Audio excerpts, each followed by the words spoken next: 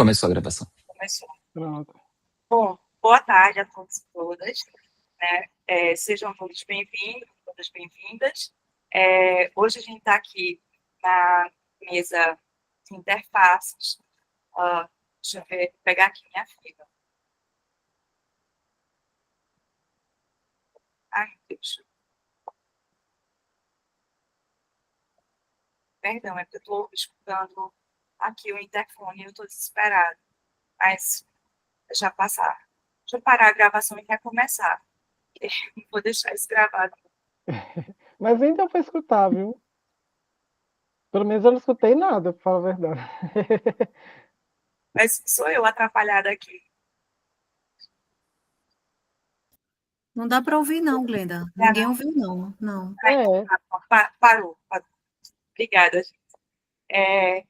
Então, sejam todos bem-vindos e bem-vindas, né? Hoje a gente vai estar com a mesa de experiências e interfaces com os professores Rafael e Marcos Tenório.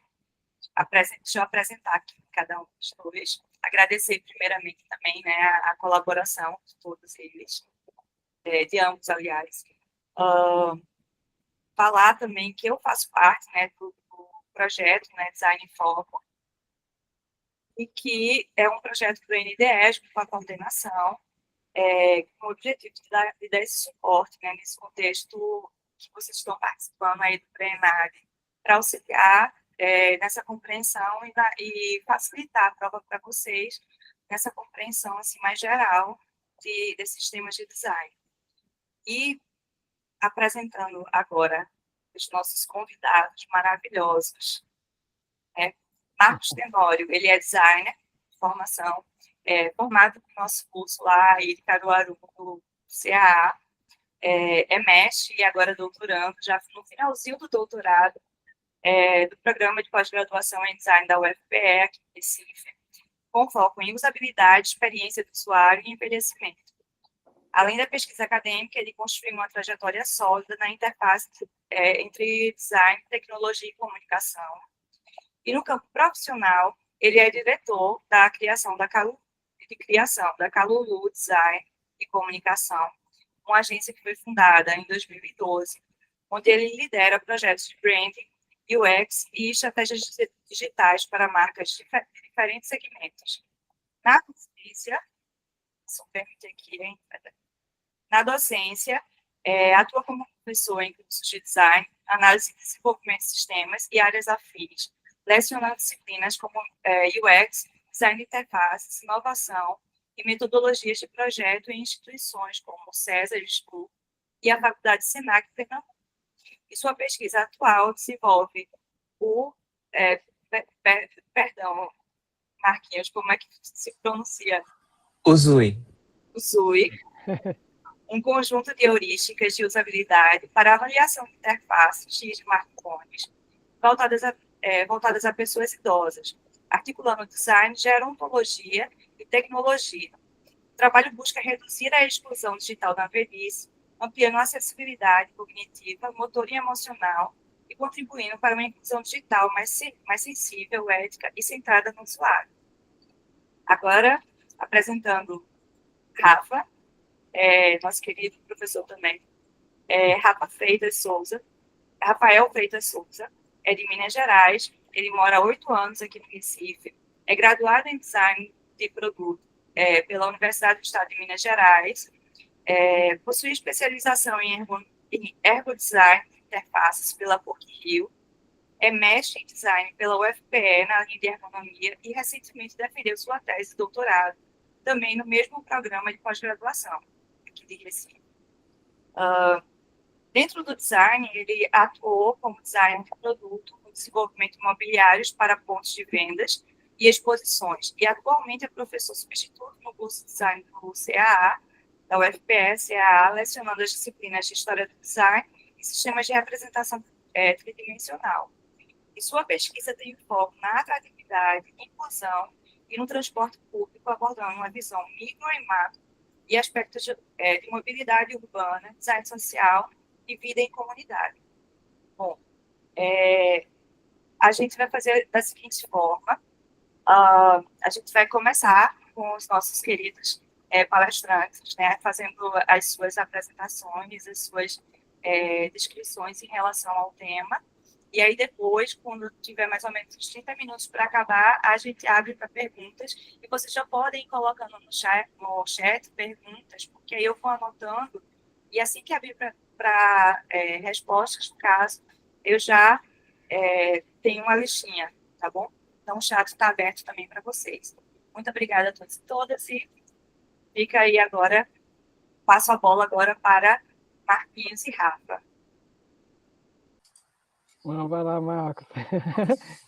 A gente combinou. Ai, meu Deus. Peraí, que ele não quer compartilhar. Socorro.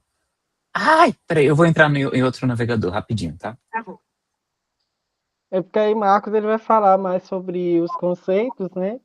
Então, de UX, né? Experiência do usuário, e também, né, de um pouco de usabilidade, né? Porque não tem como falar de experiência do usuário sem também falar de usabilidade, né?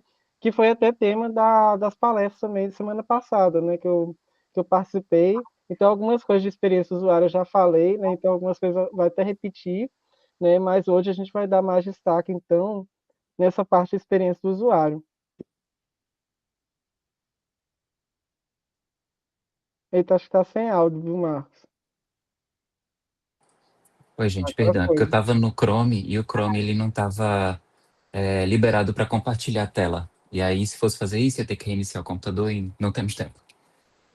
Pronto, vocês estão vendo aqui a apresentação? Tudo certo, viu? Ótimo, brigadíssimo. Gente, a gente combinou que eu iria começar e Rafael, ele daria sequência, depois a gente se junta para um complementar o pensamento do outro e aí nós vamos conversar no final. Eu trouxe aqui alguns conceitos, como é um material focado no ENAD, vocês vão ver muito conceito, vão ver muitas questões de teorias também, e é interessante vocês darem uma olhada nisso. Glenda me apresentou muito melhor do que eu, mas olá, eu sou Marcos Tenório, eu sou cria da casa, eu fui da primeira turma de design da UFPE Caruaru, CAA, quando a gente ainda era do Polo Caruaru, a gente estudava em lojinhas e comia na Trigos, e aí, fomos crescendo até chegar no campus. O campus que vocês estão hoje, eu não sei mais me encontrar, mudou completamente. Eu tenho especialização em AD, eu estou terminando meu doutorado daqui a 15 dias, vulgo, estou em pânico. Pesquiso UX e UI, e o meu foco principalmente é usabilidade para idosos. Eu sou sócio da Calulu, além de professor da Faculdade Senac e do Cesar School. Nas duas, eu sou professor de UX, UI, e hoje na Cesar School eu sou titular da cadeira de interfaces ubíquas, que também trata sobre interfaces e alguns tipos de interação. Para começar, eu vou puxar um pouquinho lá atrás, 1985, mais ou menos. Donald Norman, ele começa a perceber que as pessoas elas tinham alguns sentimentos relacionados ao que elas viam, alguns objetos que elas tinham no dia a dia, as interfaces que vinham sendo criadas. E então ele começa a pensar que por que as pessoas gostam ou deixam de gostar das coisas que nós projetamos? Vocês já devem ter visto o livro dele, né? Design para o Dia a Dia, porque nós amamos ou odiamos os nossos objetos do cotidiano. E lá, em 1985, mais ou menos, ele já era o diretor de design da Apple. O que que ele pensou lá? Nós precisamos pensar e nós precisamos criar experiências e emoções para que esses usuários eles gostem de estar aqui, para que eles sintam algo diferente utilizando nossos sistemas, nossas soluções. Se a gente não fizer isso, os usuários podem abandonar.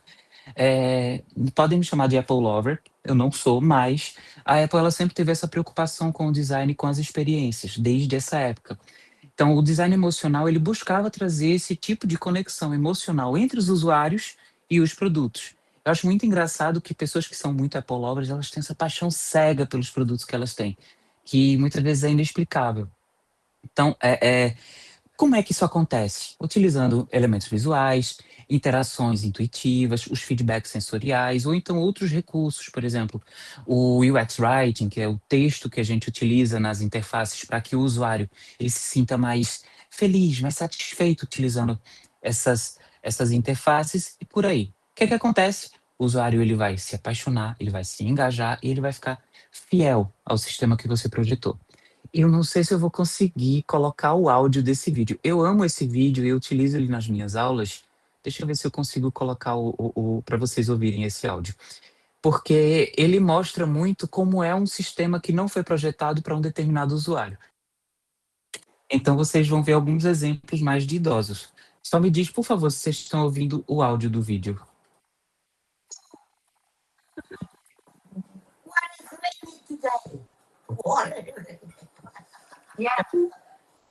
Tá meio picotado, mas dá pra ouvir um pouquinho.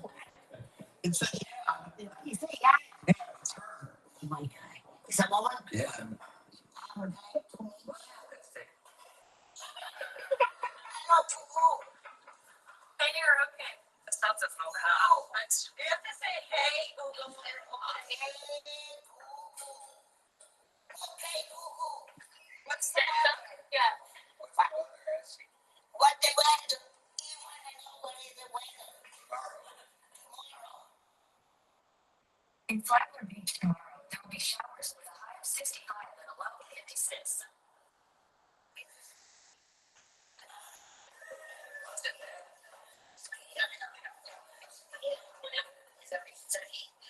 Oh my gosh.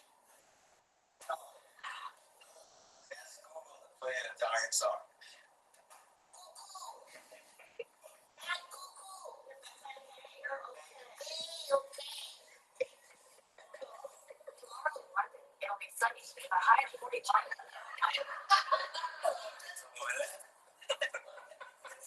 That's out the turn. Well, I asked for the play your video song. Play your favorite song.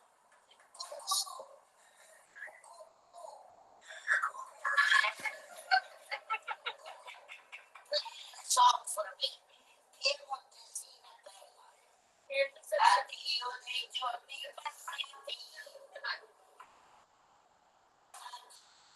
So, okay, you don't have to tap it first. But to wake it up, you have to either say, hey, again. Ok.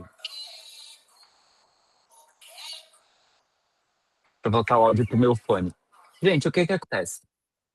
Quando um sistema não é projetado para um determinado usuário, a gente tem um grande problema. Ele não fala a língua do usuário e ele não entende o que o usuário está falando. A gente entra no grande dilema da interface. O que é interface? Interface é um tradutor de comandos. Eu envio comandos para um sistema, o sistema envia comandos para mim. Só que a gente não fala a mesma língua. Um computador ele fala 0001, 0101 ou outras linguagens, tipo C++, C Sharp, Python e etc. Já a gente fala português, inglês, espanhol, etc. O computador não vai entender isso. A interface ela serve como esse tradutor entre o que a gente diz e o que a máquina vai entender. Se a gente não tem essa interface bem projetada, se a gente não tem essa interface bem feita, acontece o que aconteceu com a senhorinha. Aquilo ali não faz sentido para ela. Por que não faz sentido para ela? Porque na lógica dela, não se fala com uma caixinha de som. Eu me lembro quando eu peguei minha primeira Alexa, eu fui beta tester da Amazon na época, e as pessoas que chegavam lá em casa, claro, eu ia me exibir, né? Então todo mundo chegava lá e fazia, Alexa, ligar a luz da sala. E o povo olhava para mim e dizia, tu tá ficando maluco, tu tá falando com a parede. Mas aí, aquilo hoje faz sentido. Todo mundo já viu ou tem alguma Alexa, algum Google Home, etc. Ou até a própria Siri, que serve para nada. Mas a gente já entendeu a lógica de funcionamento desse tipo de artefato. O que acontece? O processo de interação, ele é um processo de comunicação. Eu, como usuário, tenho um objetivo e vou mandar uma mensagem, eu vou me comunicar com uma determinada máquina. A máquina, ela vai entender o que eu falei e vai me responder, vai me dar um feedback. Esse feedback, ele tem que ser também traduzido pela interface, pela interação que está acontecendo ali, para que eu consiga entender qual foi o feedback que ele me passou. Se a interface ela não faz esse papel de tradução, essa interface ela não é boa o suficiente. Por isso que a gente precisa estudar a usabilidade, e aí existe uma área chamada interface humano-computador. A interface humano-computador, ela é um braço da ergonomia, braço da usabilidade, e ela começou a ser trabalhada ali, em 1973, quando a Xerox criou a primeira interface para o usuário. Ah, foi a Apple que criou? Não. Foi a Microsoft que criou? Não. Foi a Xerox. Tá? O que a gente vê o papelzinho ali copiado se chamava Xerox, é uma empresa, não é, na verdade, um papel. A Xerox, ela criou a primeira interface gráfica de usuário para que as pessoas pudessem operar os computadores e máquinas dela. Tanto que existe uma briga, quem foi que copiou quem? a Xerox foi a copiada. A Apple, em 1977, perdão, lançou o Apple II, que já tinha uma interface de usuário, você já conseguia fazer alguns tipos de interações.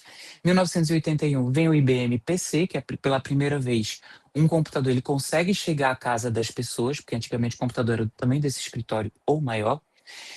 E o PC, que é o Personal Computer, os computadores pessoais, eles começaram a chegar no mundo na década de 80. Aqui no Brasil demorou um pouquinho mais.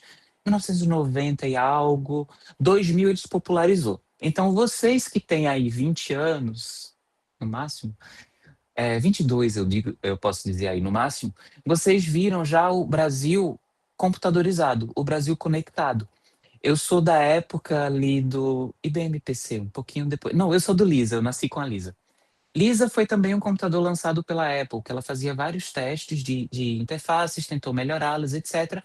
Lisa não foi um sucesso de vendas, inclusive quase quebrou a Apple, diferente do Apple II. E aí, em 1984, ela lança o Macintosh, que foi a revolução dessas interfaces gráficas do usuário e da experiência que era trazida para o usuário. Pela primeira vez, as pessoas conseguiam utilizar um computador. Ponto. Como é que se utilizava um computador antigamente? Você tinha uma linha de código, quando você abre ali o CMD do Windows, ou então o terminal do Mac, era tudo daquele jeito. Tela preta, letra verde. Ou tela preta, letra branca. E você precisava saber os comandos para utilizar um computador. Em 1984, a Microsoft lança o Macintosh e ele lança isso aqui, mouse. Olha só que revolução para aquela época era. Porque a gente começou a ter essa metáfora de que se eu mexo a mão aqui, uma setinha se mexe na tela. Isso é uma interface, é um tipo de interação diferenciada. 1990, ascensão e surgimento ali de e-mail e internet para as pessoas. Por quê? A internet surge ali em 1960, 70, dentro do exército, aeronáutica, ou seja, dos militares, e depois ele se expandiu para as universidades, tá? Não era para casa de ninguém. Em 1998 surge o Google, nosso querido pai dos burros. E aí, no século XX, veio o impacto social da internet. A gente é muito impactado pela internet. As redes sociais, elas trazem muitas dessas interações. A gente hoje vive baseado em redes sociais, para o bem e para o mal. E chega o IoT. Hoje em dia, a gente tem sempre alguma coisa conectada. Seja um relógio, seja um fone de ouvido, seja o próprio celular. Os computadores, eles deixaram de ser alguma coisa fixa dentro de casa para ser uma coisa. Então, a internet das coisas, o IoT, ele muda a forma como as pessoas vão interagir. A caixinha que aquela senhora está interagindo é um IoT. Você interage com outros tipos de dispositivos. Aqui no meu escritório, eu tenho Alexa. Então, inclusive, está muda para ela não começar a falar aqui como ela falou agora há pouco, né, Glenda e Rafa?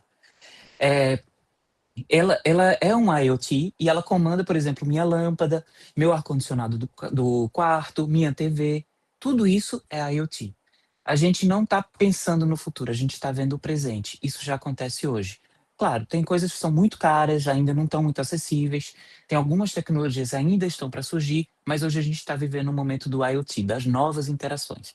A interação humano-computador, ela trabalha com a comunicação entre as pessoas e os sistemas computacionais. Aquele processo de interação que eu falei com vocês agora há pouco. E a ideia do IHC é fornecer explicações e previsões para os tipos de interações e fenômenos que acontecem durante essa interação. A ideia é prever como é que o usuário vai interagir com aquele sistema, tentar imaginar quais são os problemas que vão acontecer ali durante essa interação e evitar que esses problemas aconteçam.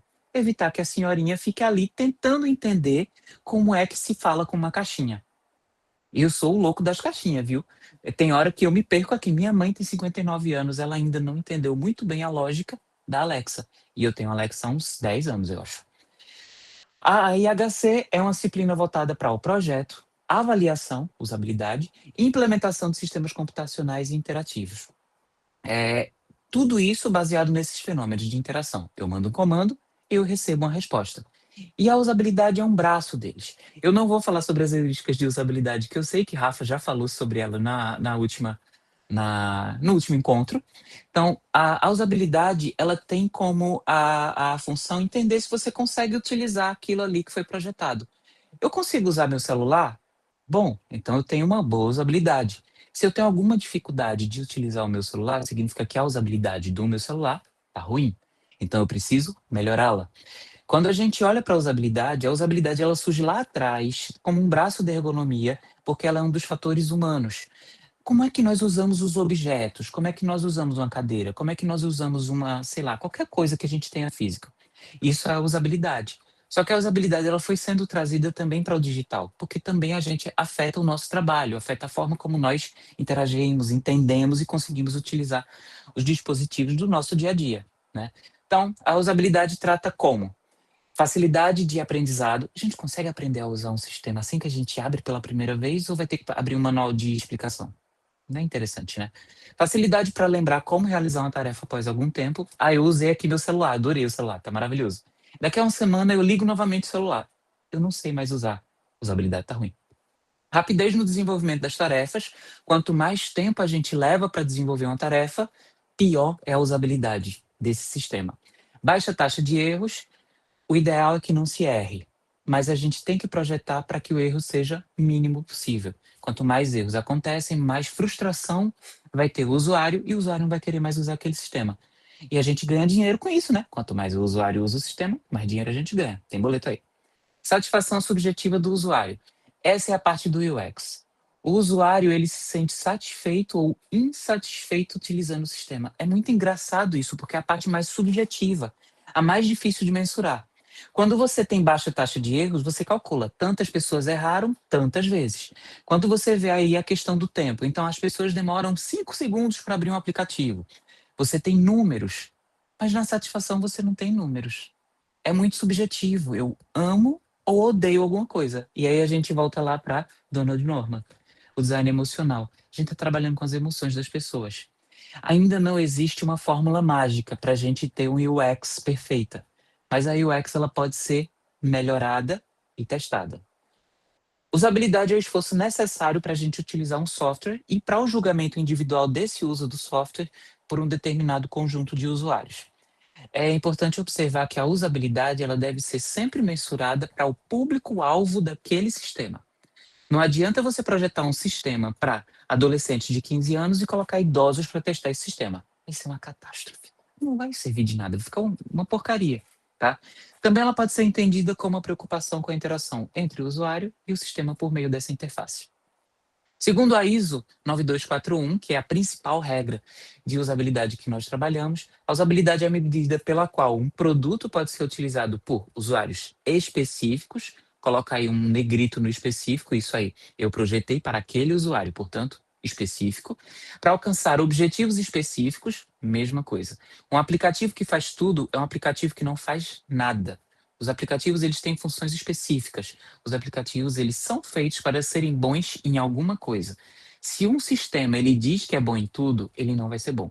É aquela coisa do, você sabe fazer o quê? Tudo. Ou seja, você não faz nada ou faz tudo mal feito, tá?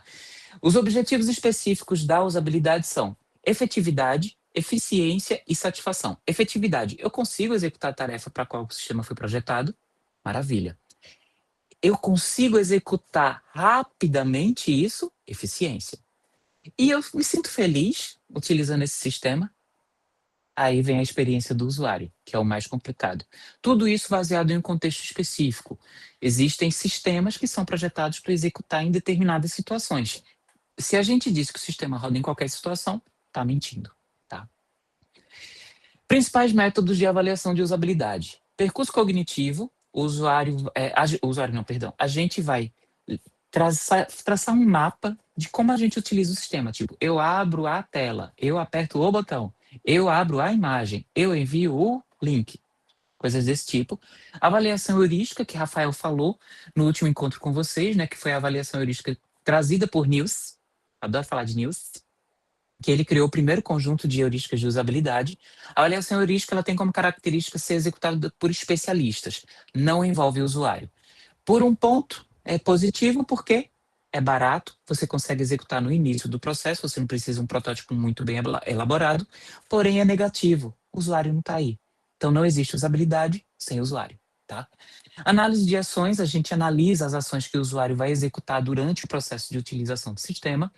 Inspeção de características, eu abro o sistema, eu vou olhando tamanho de botão, cor de fundo, fonte, contraste. Nossa Senhora da Gestalt, está tudo bem, essas coisas. Inspeção padrão, segue o mesmo critério. Inspeção de consistência, os botões estão do mesmo formato, estão no mesmo lugar, as cores, elas são sempre colocadas da mesma forma, a hierarquia visual é respeitada, consistência é isso, você seguir o padrão, tá? Se o botão ele tá ali sempre do lado direito, ele vai ser sempre do lado direito. Se o título da página está sempre no lado superior centralizado, ele vai continuar superior centralizado, tá? E análise formal de usabilidade, que você coloca uma pessoa ali numa sala, coloca o sistema para essa pessoa utilizar, e aí você fica observando como essa pessoa utiliza o sistema, tá? Vai fazendo anotações sobre tempo, etc. As heurísticas eu não vou falar, porque a Rafa já tinha falado, mas são essas 10, as heurísticas de Nilce. Sugestão para o ENAD, leiam novamente, é bom. Elas são o início de tudo que a gente trabalha nas avaliações heurísticas, tá? E aí eu chego em UX. UX é essa mágica. É toda essa sedução que a gente tem na padaria. O UX ele ganhou muita popularidade agora na década de 2020 porque nós fomos forçados a nos digitalizar. A gente nunca viu tanto idoso conectado. A gente nunca viu tanta coisa sendo resolvida pela internet. A gente nunca viu tanto dispositivo para resolver as coisas. Porque a gente foi forçado a ficar em casa e aí o iFood se popularizou, tanta coisa foi se popularizando ao longo desse tempo. E aí começaram a surgir as vagas de UX. Por quê? Porque ninguém se preocupava com isso. Eu me lembro do case da Ferreira Costa.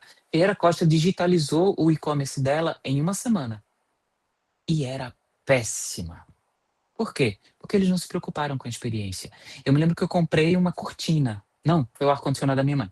Comprei um ar-condicionado, eles demoraram uma semana para dizer que o pagamento foi aprovado. Oi?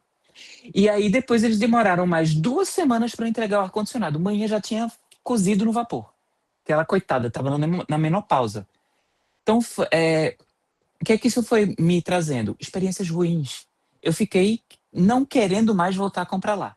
É isso que é experiência. Só que no caso foi Customer Experience, né? A experiência do consumidor, que era o meu caso. E User Experience é a forma como a gente interage com o produto ou serviço, seja no ambiente online ou no físico. Sim, uma loja pode ter um UX também, tá? Ela trabalha com as relações e os canais da empresa e a navegação dentro do seu site, recebimento do produto e a facilidade de acionar um pós-venda. Eu amo o Enjoei. Eu sou louco pelo Enjoei. Minha vida é um brechó. Por quê? É tudo fácil de resolver. Cancelar uma compra, informar que eu não recebi um produto, receber meu dinheiro de volta. Sempre consigo receber. Toda empresa ela oferece um UX para o usuário. Resta saber se ela é importante para ele ou não. Se é importante, vai ser um bom UX. Se não é importante, vai ser um péssimo UX e o usuário pode não voltar. Quem trabalha com UX se preocupa com a experiência que o usuário tem quando usa um produto ou serviço e para que a gente estude e observe como é que essa experiência é. Jornada do usuário, que vocês devem estar de saco cheio. Persona, meu Deus, vocês já devem estar chorando. Testes de usabilidade e principalmente a opinião de quem usa aquela interface. Mais uma vez, não existe usabilidade e UX sem que a gente tenha o usuário envolvido nisso. O usuário tem que participar. E o UX ele ainda tem várias áreas. UX Design, que a gente projeta a interação. UX Writing, que é um redator, que ele vai criar textos para facilitar a experiência daquele usuário. E o UX Researcher, que é o pesquisador. É quem vai fazer testes, é quem vai conversar com o usuário, é quem vai fazer entrevistas, tá? O UX por conversão de mercado é experiência propiciada por um produto interativo, como aplicativo, sistemas, interface de qualquer natureza. Ou seja, aquela interface que eu falei lá atrás, que é um tradutor, ele vai sempre proporcionar uma experiência para um usuário, tá? Perdão. O UX engloba sentimentos e emoções. Voltamos para o design emocional lá de trás, de 1985. Porque o usuário, ele odeia um sistema, não é gratuitamente. Os sistemas trazem esses sentimentos de frustração ou de satisfação para o usuário. O que o canal, produto ou serviço representa nessa jornada do usuário, ela facilita a compra do usuário ou dificulta? Minha experiência com Ferreira Costa não foi boa. Hoje está melhor, tá? Só avisando. E o contexto que é vivenciado. Nesse contexto que eu fiz o teste de UX, como é? O que foi que atrapalhou? O que é que eu preciso resolver? Então a gente observa tudo isso, tá? Evolução da experiência ao longo do tempo. Como eu falei, quando eu tinha a primeira experiência com eles, foi negativa. Mas ela foi melhorando, porque eles contrataram um time de UX. Ferreira Costa hoje faz parte até do Porto Digital. Eu dou aula de ADS no Senac, e os meus alunos que fazem parte do Embarque Digital fazem residência em Ferreira Costa, trabalhando com UX, UI e, claro, desenvolvimento. Quais são os componentes que a gente utiliza para avaliar UX? Utilidade. O sistema que eu projetei é útil? Se não for útil, por que eu vou manter ele no meu celular? Por que eu vou entrar naquele site se ele não é útil? Tá? Usabilidade. Eu consigo utilizar o sistema, eu consigo utilizar o aplicativo. Acessibilidade. A acessibilidade é muito importante porque a gente não está falando de um público homogêneo. Tá? Eu trabalho com idosos. Eu já preciso de muita regra de acessibilidade. Eu preciso de letras maiores, eu preciso de um contraste maior, eu preciso evitar animações, eu preciso evitar aquelas transparências. Oi, Apple, você fazendo besteira em 2025, né? Colocando textura de vidro e sombras. Isso é errado. Então, tudo isso afeta como o usuário vai perceber o sistema. E outra, tá fazendo alguma coisa para um sistema governamental? Se ferrou. Acessibilidade é lei. Se você não utilizar regras de acessibilidade em qualquer sistema governamental, o seu site vai cair, porque é obrigatório, tá? Satisfação. O prazer e a satisfação que o usuário vai obter quando tiver aquele produto e o valor. O que aquele produto representa para mim? O que vai me fazer recomendá-lo, ser fiel àquele produto, utilizar ele novamente, tá? Todas essas diretrizes vão levar a gente a essa estratégia do user experience. Eu preciso observar tudo isso. O UX é um braço de posicionamento centrado no cliente. Eu preciso me preocupar com aquele meu usuário. Então, meu usuário é o meu cliente, eu estou vendendo para ele, eu preciso que ele fique satisfeito, senão ele me abandona. E aí, quando a gente olha sobre o UX, o UX é uma coisa nova. Não, gente, o UX, ele é um conjunto de várias coisas e que vocês já viram aqui na faculdade. O UX, ele é o design da experiência do usuário, mas ele tem aspectos como design visual, botões, cores, tipografia, etc. Design de interação, então, navegação, fluxo, arquitetura da informação e por aí vai. Sound design. Existem alguns aplicativos que têm barulhos. Eles podem ser maravilhosos ou você pode odiá-los. Meu celular, mesmo quando eu compro, ele já está no mudo para sempre. Tá? Eu já vendo ele ou dou ele, mudo do mesmo jeito.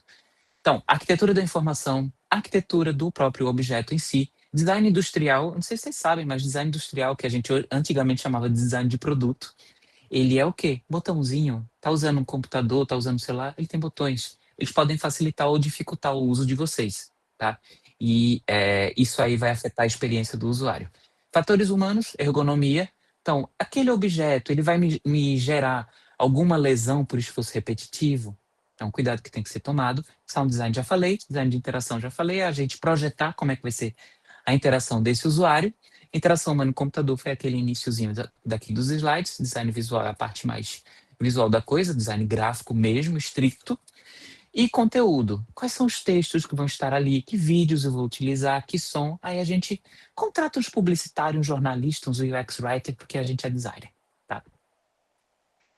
Fatores que influenciam a experiência do usuário, eu já falei sobre elas, deixa eu só ver se é alguma coisa que eu não falei. Usabilidade já falei, acessibilidade já falei, design visual, estética e comunicação visual. Não é enfeitar, é dar razão para tudo que existe ali.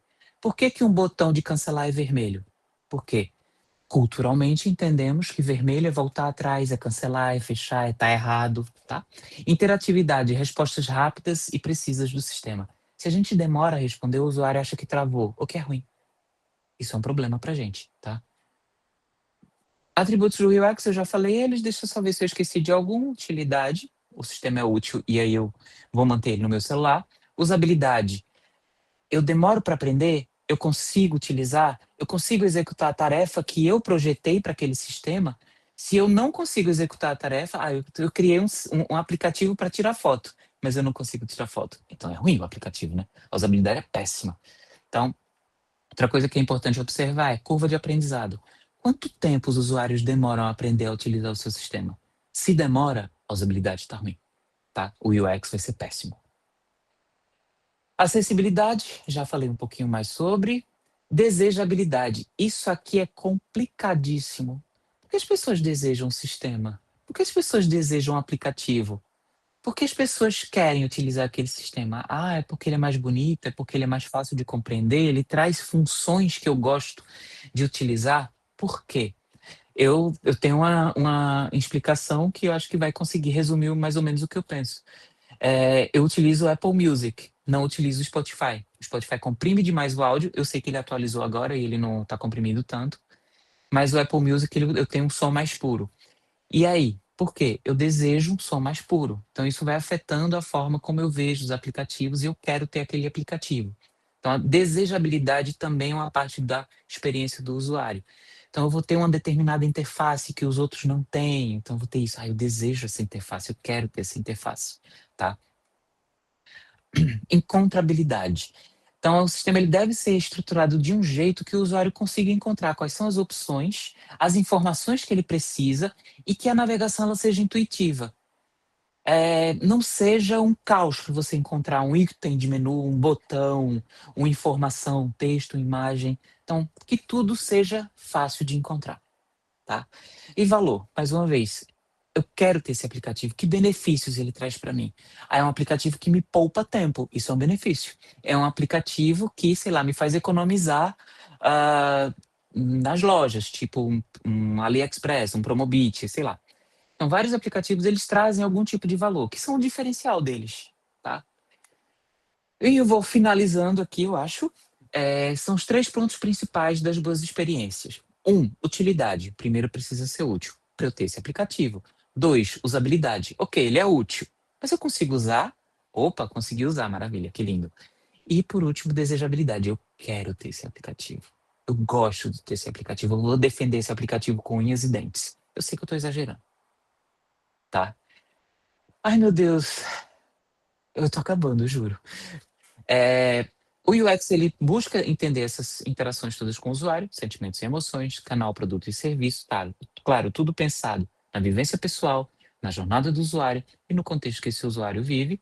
A evolução do sistema ao longo do tempo também vai interferir nisso. O usuário ele gosta de ver que o sistema está melhorando e tudo deve ser observado sempre para que seja relevante para o usuário e para que fique positivamente registrado na memória desse usuário. Se não ficar positivo na cabeça do usuário, ele vai falar mal e as pessoas vão desinstalar.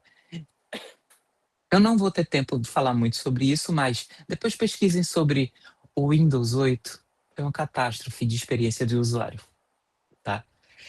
Como aplicar UX? Pesquisem, perguntem para o usuário, coloquem o usuário no centro das atenções. É o design centrado no usuário que a gente fala desde a década de 1980 e 90. O usuário ele é importante, tá? O UX ele é um braço posicionado no design centrado nesse usuário, tá? O importante é pensar o design, responsividade mobile first. Hoje se usa mais internet e aplicativos no celular do que no computador, tá? Velocidade de carregamento e demais características. E leve também em consideração o UI, tá? A interface ela é importante para esse usuário. A interface ela vai fazer com que o usuário goste ou não daquele sistema. E aí lembre-se, UX é pesquisa, UX é você pensar interação, UX é você pensar navegação, UI é você projetar a tela, botões, animações, textos, cores, tudo isso faz parte da experiência, mas um complementa o outro. Enquanto o UI guia o usuário por meio de um caminho, o UX observa se isso é agradável e útil. Não para que ele só siga esse caminho, mas que ele goste desse processo e para que ele volte mais vezes para esse aplicativo. Então, tudo isso é conjunto. Tipografia, layout, cores, design visual e modulação de voz. Mas isso é UI. Vai interferir no UX? Vai. UX, quem trabalha é pesquisa, persona, usabilidade, objetivo, teste de usabilidade. E eu consegui acabar em 30 minutos. Gente, muito obrigado. Foi rapidinho, porque eu só tinha 30 minutos e era muita coisa para falar. Eu vou disponibilizar depois esse PDF para vocês, para ajudar vocês. Esses são meus sites. O marcostenori.com é mais voltado para a minha parte de pesquisa. E o Calulu é a minha empresa e tem portfólio e tal. Qualquer coisa, a gente vai se falando. Um abraço e segue, Rafa. Obrigada, Marquinhos. Agora começamos a palavra com o Rafa. Pronto. Você pode ir anotando aqui no chat, que eu vou anotando e passo para os meninos depois. Bom, então pode começar, Glenda. Claro, por favor. Bom, gente, primeiramente, boa tarde, né? É um prazer estar aqui de novo. Bom, para mim foi até um desafio um pouco, né, montar essa apresentação, porque muita coisa eu já tinha abordado, assim, aspectos, né, de experiência do usuário, porque como o Marcos falou, não tem como você falar de experiência do usuário sem falar de usabilidade e vice-versa, né? São coisas em conjunto. Então, tem algumas coisas que eu vou repetir, né? Mas eu estou procurando não repetir muito, né? E como o Marcos, né? Ele estuda mais sobre a experiência do usuário, eu falei assim, Marcos, pega mais conceitos, né? Aí eu vou trazer mais alguns exemplos e uma visão também mais ampla também, né? Mais dentro de, por exemplo, design de serviços, né? Então, uma visão num universo maior, né? Então, deixa eu compartilhar aqui minha apresentação. Peraí aqui. Bom, só um momento, gente. Pronto. Estão vendo a apresentação? Deixa eu colocar em tela cheia. Isso, tá tudo certo? O áudio tá bom, tá ouvindo? Pronto, gente. Bom, então eu vou pegar essa perspectiva um pouco mais ampla, né, colocar alguns exemplos, falar um pouco também, né, que às vezes a gente foca muito no visual, né, mas a experiência do usuário, a gente trabalha outros sentidos humanos também, né, então a gente pode trabalhar sobre acessibilidade, né, tecnologias assistivas, né, que é um termo usado também para soluções, né, que atendam alguns grupos que precisem, né, de soluções de acessibilidade. Então, a gente vai ver um pouco sobre isso. Bom, gente, como o Marco já falou, né, a experiência do usuário envolve, então, todos esses elementos, né, que estão nessa interação usuário com o produto, né, ou sistema, ou serviço. Então, tudo que você pode ver, tocar, ouvir, cheirar. Na verdade, assim, é uma experiência no geral, né, mas esse termo está sendo muito utilizado, né, quando você joga no Google, né, em qualquer navegador, buscador, chat GPT, vocês vão ver mais coisas relacionadas a interfaces digitais, né? Mas a experiência do usuário pode envolver até mesmo quando você estuda um serviço, né? Você pega também desde o modelo por exemplo, embalagens, lojas, né? Então, um conceito mais amplo, mas a maioria das vezes é um conceito que está relacionado com mais interfaces digitais ou que a gente chama, né, de interação humano-computador, né, como o Marcos falou muito bem. Então, a gente tem a UX, né? Então, que a gente vai envolver o design de interação, protótipos, arquitetura da informação, né? Que eu falei também semana passada, que tem a ver com a forma de organização dessa informação, a pesquisa do usuário e cenários também, né? E já a UI, né? Que a gente fala sobre interfaces, então a gente vê sobre design visual, as cores, né? O design gráfico, layout, tipografia, né, e outras coisas também. Então, essa parte direta, né, um pouco mais tangível, né, por assim dizer, para o usuário. Bom, antes a gente tinha, muitas vezes, por exemplo, nos anos 90, era comum a gente aprender o Word, né, os anos 2000 também, né, o Windows, a gente tinha que ler manuais, a gente tinha que fazer quase que curso. Então, muitas vezes eram interfaces um pouco mais amigáveis, né, do que os anos 70 e 80, quase que as pessoas tinham que ser especialistas, né, para mexer no computador, né, como o Marcos falou. Então, mas era comum a gente ter cursos de informática, né, para mexer até o básico nos sistemas operacionais. E hoje em dia, por exemplo, os aplicativos a gente vai lá, baixa e vai fuçando ali, né, vai tentando achar ali. Então você consegue tanto um usuário mais básico mexer nesse aplicativo, quanto também um usuário que ele é mais experiente, ele vai trabalhar outras funções também, né? Então, hoje em dia a gente baixa o aplicativo e a gente consegue, pelo menos fazer o básico ali, a gente consegue. E se a gente não conseguir, a gente fala assim, isso aqui não está muito bom, essa habilidade, vamos para o concorrente, né? Então, isso também, né, você fala, né, experiência do usuário, mas tem a ver com a própria vantagem competitiva, né? Uma vantagem também comercial, né? Se você não oferece uma boa experiência do usuário e uma boa usabilidade, você perde aí o tempo, né, o ponto, e o concorrente está aí, né? Tem trocentos outros concorrentes. Então, né, hoje em dia, os aplicativos eles devem ser, né, centrados no usuário. Né? O que a gente fala de design centrado no usuário é isso. né? Então, o usuário que manda ali, né? A interface, os sistemas que tem que se adaptar, então, ao usuário, né? O que envolve também uma pesquisa, né, aprofundada com o usuário. Então, assim, quando a gente fala, né, em experiência do usuário, a gente tem diversas aplicações, diversos tipos de usuário, diversas condições, né? Então, eu abordei isso um pouco também na semana passada. Então, por exemplo, a gente tem hoje quase tudo tem computador, né? Seja nos veículos, né? Aqui na cabine de um avião também tem vários computadores, né? Numa torre de controle. Então, por exemplo, aqui você vê situações de trabalho, né? Que as pessoas têm uma carga cognitiva muito alta, você tem que prestar atenção em muita coisa. Às vezes você está cansado, às vezes você está estressado, né? Triste, né? Então, as condições emocionais podem afetar essa experiência também, né?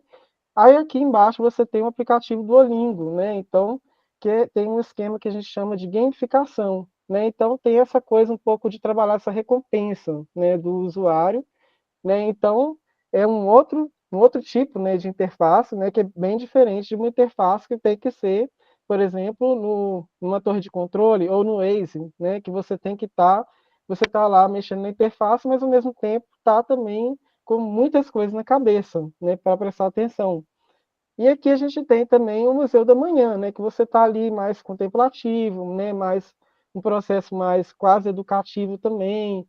Então que você está tranquilo, né, uma coisa de lazer. Então, assim, o que eu quero falar assim, a experiência do usuário ela tem que considerar esse contexto de uso e o contexto, né, do que vai ser esse aplicativo. Em alguns casos, por exemplo, a gamificação ela tem que ter um desafio ali, né, porque para engajar os usuários, né, para ter um sistema ali meio que de recompensa, né. A gamificação, inclusive, é uma estratégia também utilizada fora, né, de outros meios, né. Então tem a parte dos games mesmo, propriamente dito, mas tem áreas educacionais, aí tem outras coisas que você tipo oferece um sistema de recompensa, né? Então também eu falei na semana passada do Waze, né? Então que você tem um aplicativo em si, mas você tem que considerar essa tarefa de dirigir, né? Então provavelmente esse aplicativo ele vai ficar preso, né? O celular vai ficar preso a um suporte. Então você tem que pensar na distância do motorista para enxergar a interface, então a gente fala do UI, né? Então, exatamente, você tem que ter as cores, né, os contrastes adequados, né? Porque você não vai ficar ali perto do celular toda hora, né? Ou utilizar o celular como se você estivesse na sala da sua casa tranquilamente. Então, tem que ter contraste adequado, as cores, né? Como o Marcos falou, por exemplo, a gente intuitivamente, a gente sabe que o vermelho, o trânsito, como aqui fala em Minas, né? O trânsito está agarrado, né? O trânsito está parado, né? Está ruim, ou o trânsito ali aparece verdinho porque o trânsito está melhor, né? Então está com boas condições. Então, isso também é uma coisa que a gente tem que pesquisar até culturalmente, né? Pode ser que aqui seja um significado, em outras culturas sejam outros significados. No caso do trânsito, acaba que é uma coisa até bem universal, né? Mais universal. Mas em outros casos não é tão universal assim, né? Então, você tem que fazer uma pesquisa aprofundada com o usuário, e a gente sabe que no trânsito a gente tem diversas aí condições, né? Então, tem pessoas que estão cansadas do trabalho, tem outras que estão passeando, estão numa viagem de turismo, então estão lá mais tranquila, né? Então, estão no domingo dirigindo bem tranquilamente ali, né? Sem preocupação, né? Então, assim, cada um tem a sua condição e a gente tem que considerar isso, né? Porque assim, a gente tem a nossa responsabilidade como designer, porque às vezes uma interface mal projetada pode significar um risco para o motorista, né? E além disso, né, usar o Waze também é uma tarefa que você vai interromper o aplicativo várias vezes, né? Muita gente, você vê assim, às vezes quando você está parado no trânsito, né? Você vê muitas pessoas utilizando o Waze, mas estão respondendo mensagem, né, com o sinal parado, estão vendo outra coisa, né? O que, né, às vezes não é muito certo, mas todo mundo, muita gente faz isso, né? Então, assim, a gente tem que considerar também essa interrupção frequente, né? Porque tem muitos aplicativos que a gente usa que quando a gente sai da tela e vai voltar, ele quase reinicia, né? Então, imagine se isso acontecesse no Waze, né? Você ter que começar tudo de novo, né? Ou, por exemplo, a gente tem um aplicativo Citamob, né? Alguns de vocês devem usar também para ônibus, né? que você tem muitas propagandas. Então, assim, é claro que o aplicativo tem que se financiar, né, de alguma forma ali, né, mas a gente também tem que pensar, poxa, olha, o usuário vai utilizar em situações que você vai ficar lá esperando na parada de ônibus, às vezes, muitas vezes, situações inseguras, né? Então, até abrir todas as propagandas, você ficar esperando ali. Isso aí a gente se frustra, né, ao utilizar o aplicativo e deixa de utilizar e vai utilizar um aplicativo que é mais fácil, né? Então, por isso que essa questão da experiência do usuário e usabilidade, ela conta demais, né? Porque hoje em dia todo mundo, né, utiliza o celular para tudo, né? Então a gente também tem que se preocupar e é uma responsabilidade do designer, né? Preocupar com essas características. Bom, em relação também às configurações, né? Então a gente tem por exemplo, a gente tem configurações de acessibilidade, né? Então leitor de tela, né? A gente tem esse modo claro, né? O modo escuro, né? Eu particularmente eu gosto de utilizar esse modo escuro, né? Que eu acho que dói menos à vista.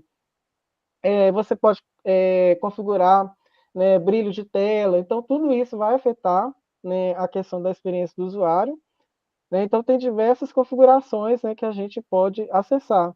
E é engraçado, gente, porque assim, eu já vi situações, né, que usuários mais idosos, né, já ficaram desesperados, né, e quase ligaram para mim para saber assim, poxa, como que faz aqui, né? Aí eu tive que ir lá, né, pegar o celular e vendo as configurações. E muitas vezes, gente, por mais que tenha muitas pesquisas, né, o Android é um sistema relativamente tranquilo de mexer, mas tem muitas configurações que são um pouco difíceis, assim, ainda, de achar, né? Então, por exemplo, a pessoa fala, eu não estou conseguindo acessar fazer isso. Às vezes eu ficava tendo que ver uns vídeos para ver como a pessoa resolveu um determinado problema. E eu ficava assim, gente, como não pensaram nisso, né? Fazem tanta pesquisa, mas ainda assim ficam brechas, né? Então, assim, a pesquisa do usuário ela tem que ser constante, né? Às vezes tem coisas que são óbvias para quem está projetando a interface que não são tão óbvias para o usuário, mesmo esse usuário ele sendo mais experiente, né, mais frequente ali, né? Tem coisas que são realmente difíceis e a gente fala assim, como não pensaram nisso, né? Então acontece muito essas situações, né? Não é tão comum e muitos de vocês já devem ter passado por situações que vocês também ficaram também frustrados, né? Acho que é uma coisa que a gente fica com muita raiva, principalmente se a gente tiver numa tarefa lá importante que tem que resolver rápido, né? Bom, aí a gente também tem esses termos, né, da experiência do usuário, né, então da realidade aumentada, né, que são, ele mistura, né, a realidade mesmo, né, com alguns efeitos. Então a gente tem o famoso Pokémon Go, né, também um jogo, né, que foi muito utilizado, né, ainda é utilizado, eu acho, né, eu não jogo, né, muito, mas e tem também, por exemplo, realidades aumentadas até, por exemplo, para arquitetura, para design, né, então você pode aproximar da planta e, por exemplo, né, fazer uma representação tridimensional, né?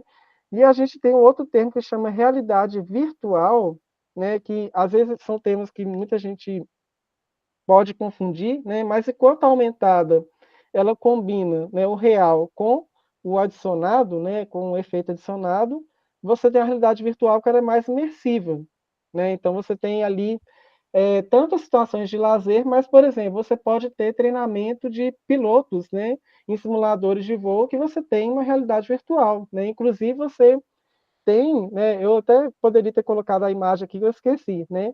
Mas eles têm um treinamento dentro de uma cabine, né? Então simulando também, por exemplo, trepidações, né, situações de turbulência, né, exatamente para treinamento, né? E né? Então você tem o Flight Simulator, vários outros jogos aí também, né? Mas dentro do cenário de treinamento você tem também situações aí, por exemplo, extremas, né? Que você tem que treinar os pilotos para estarem preparados isso, né? Porque essa questão emocional, gente, às vezes a gente acha que é bobagem, mas numa situação de pânico, numa situação tipo, né, de emergência, às vezes a gente não consegue pensar direito, né? E a gente tem que estar treinado, né, principalmente para quem é piloto em situações, né, críticas, você tem que estar treinado para pensar rápido, né? Então, por isso que existem esses treinamentos e por isso que a realidade virtual é muito útil nesses casos, né? Então, não só para jogos, né, e outras situações aí de lazer. Bom, dentro também a gente falando da UI, a gente tem que simplificar os elementos visuais, né? Então, por exemplo, geralmente os mapas, né? Aqui eu coloquei um mapa analógico aqui, né? Então a gente tem que simplificar esses elementos para que sejam mais compreensíveis possíveis, né? Possível, né? Lógico que considerando também quem vai ser o público, né? E quais as informações são de fato relevantes, né? Então a gente tem até uma área que chama design da informação que vai trabalhar um pouco esse conceito, né, de quando a informação vai ser apresentada e como ela vai ser apresentada, né? Tem hora que a gente tem que fazer abstrações, simplificações, exatamente para que essa informação seja melhor encontrada, né? Não precisa exatamente ser tudo, né? Porque pode ficar muito difícil, né, para as pessoas encontrarem essa informação.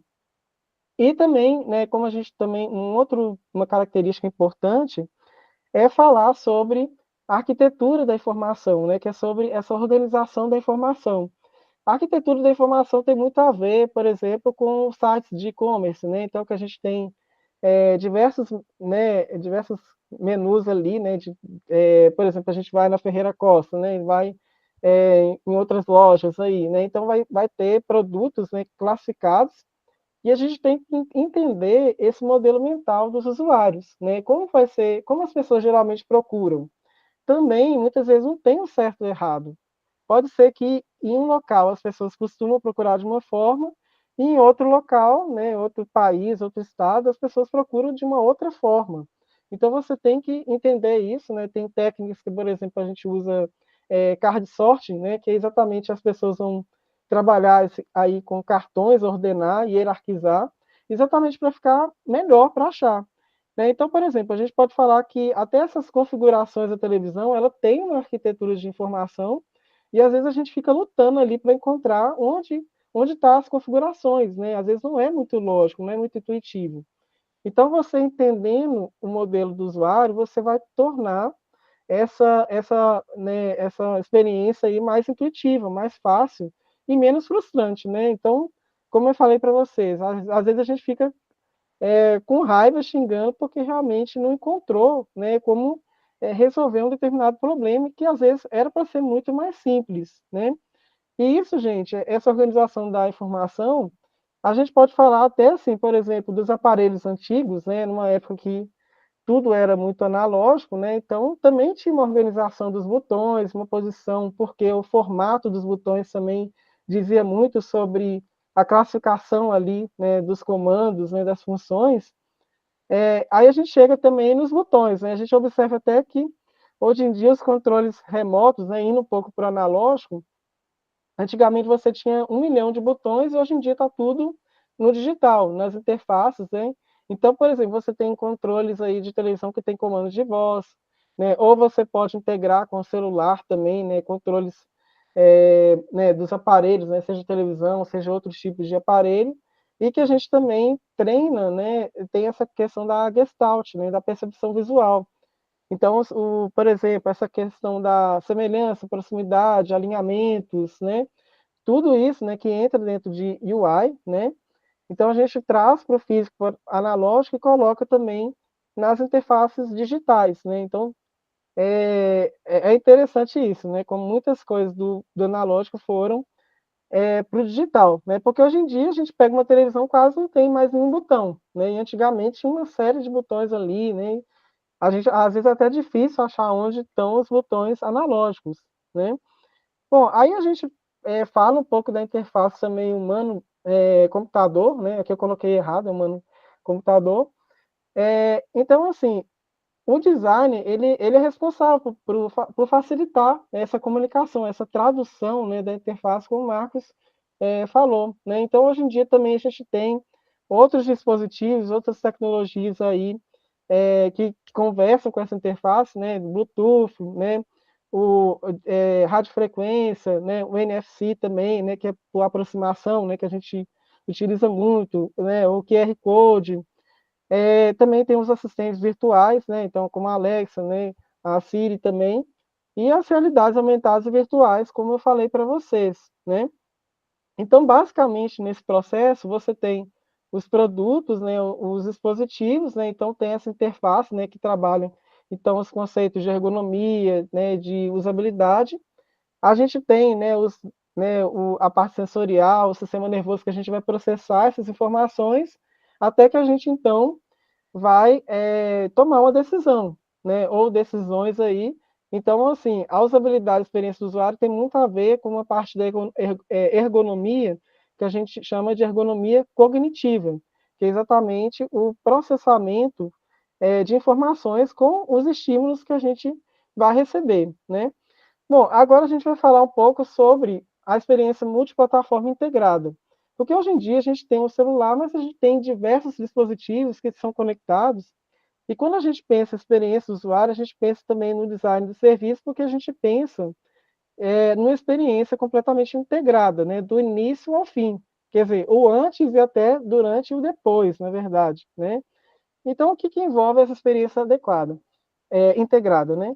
Primeiro, a gente tem que pensar numa experiência multiplataforma. Então, quais dispositivos, né, vão estar esse aplicativo, por exemplo? Então, a gente tem o Spotify, a gente tem no celular, a gente tem na televisão, a gente tem no computador, né, a gente tem nos carros também, e cada um vai ter uma característica própria, né? Porque o carro ele vai ter uma característica própria para ser utilizado mais facilmente, né, com a pessoa dirigindo, né? O computador vai ser de um jeito, a televisão vai ser de um jeito.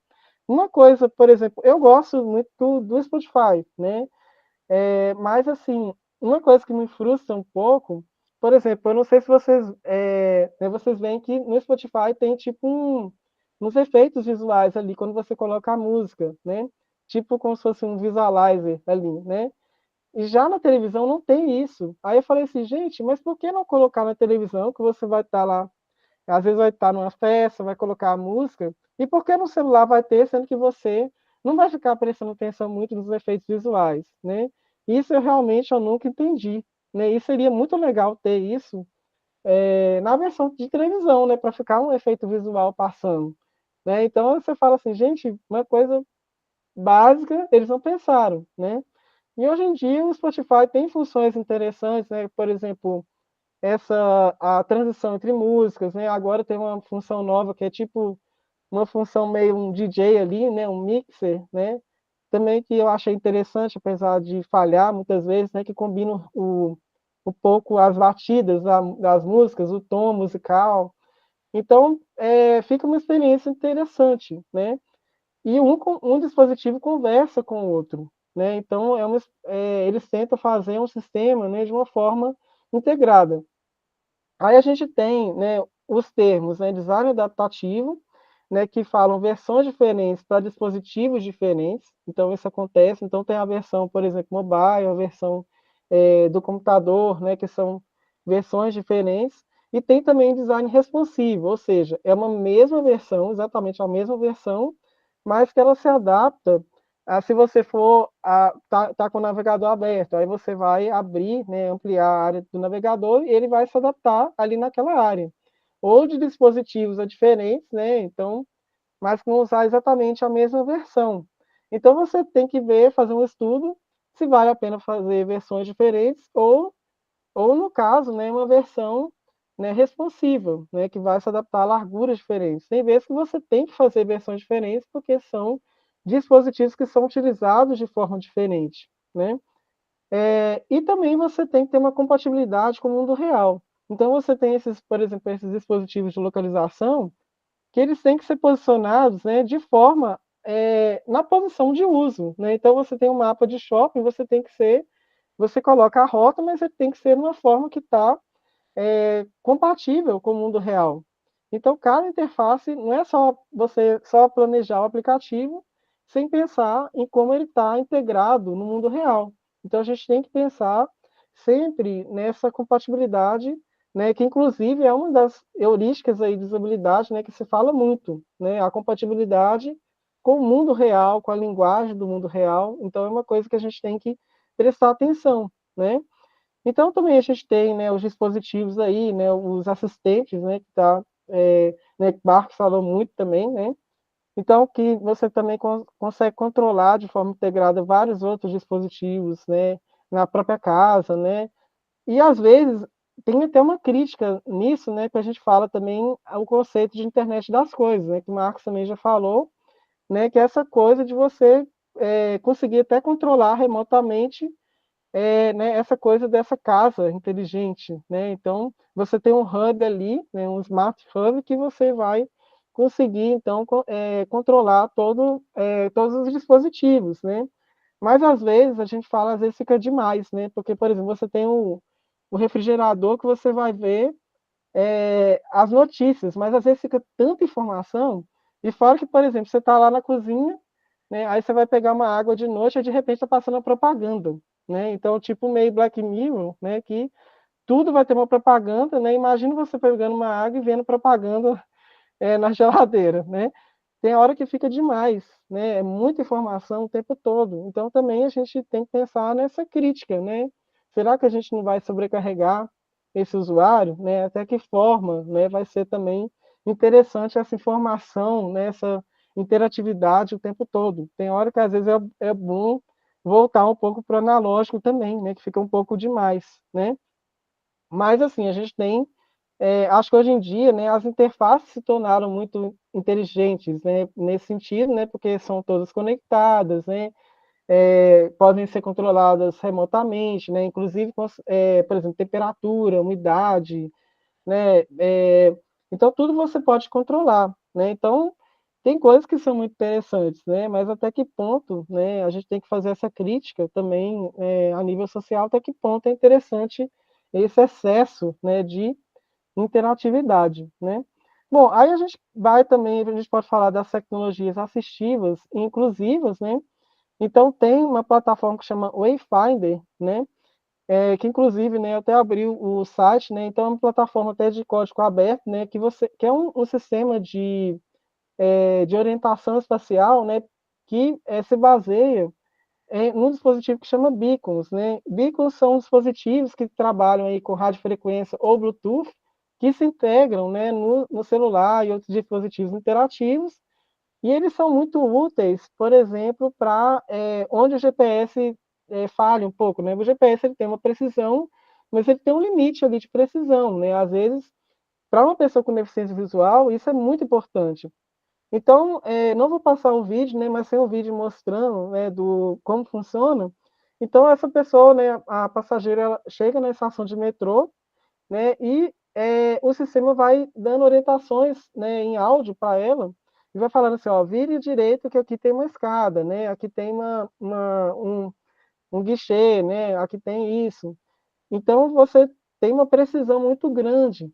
E você pode trabalhar, inclusive, por exemplo, com compras de supermercado, né? Então, a pessoa com deficiência visual, ela pode fazer um mercado e saber o que ela está, né? Porque ela vai ter uma interação com essa precisão, né? Então, dos beacons que vão dar informações ali sobre o produto.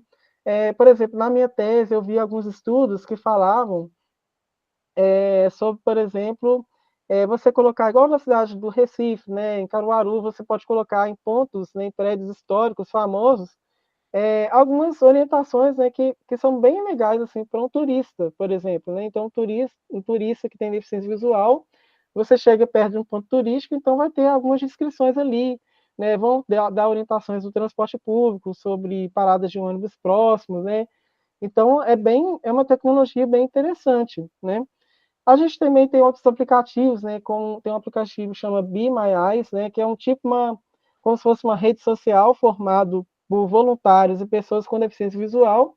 Então, por exemplo, o usuário tem uma dificuldade de saber, por exemplo, qual a data de validade de um produto.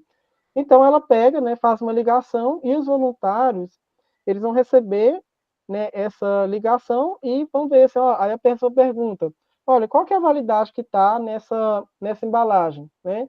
Então, é um processo um pouco aí colaborativo, né? Então, vai ter os voluntários e vai ter também né, as pessoas com deficiência visual.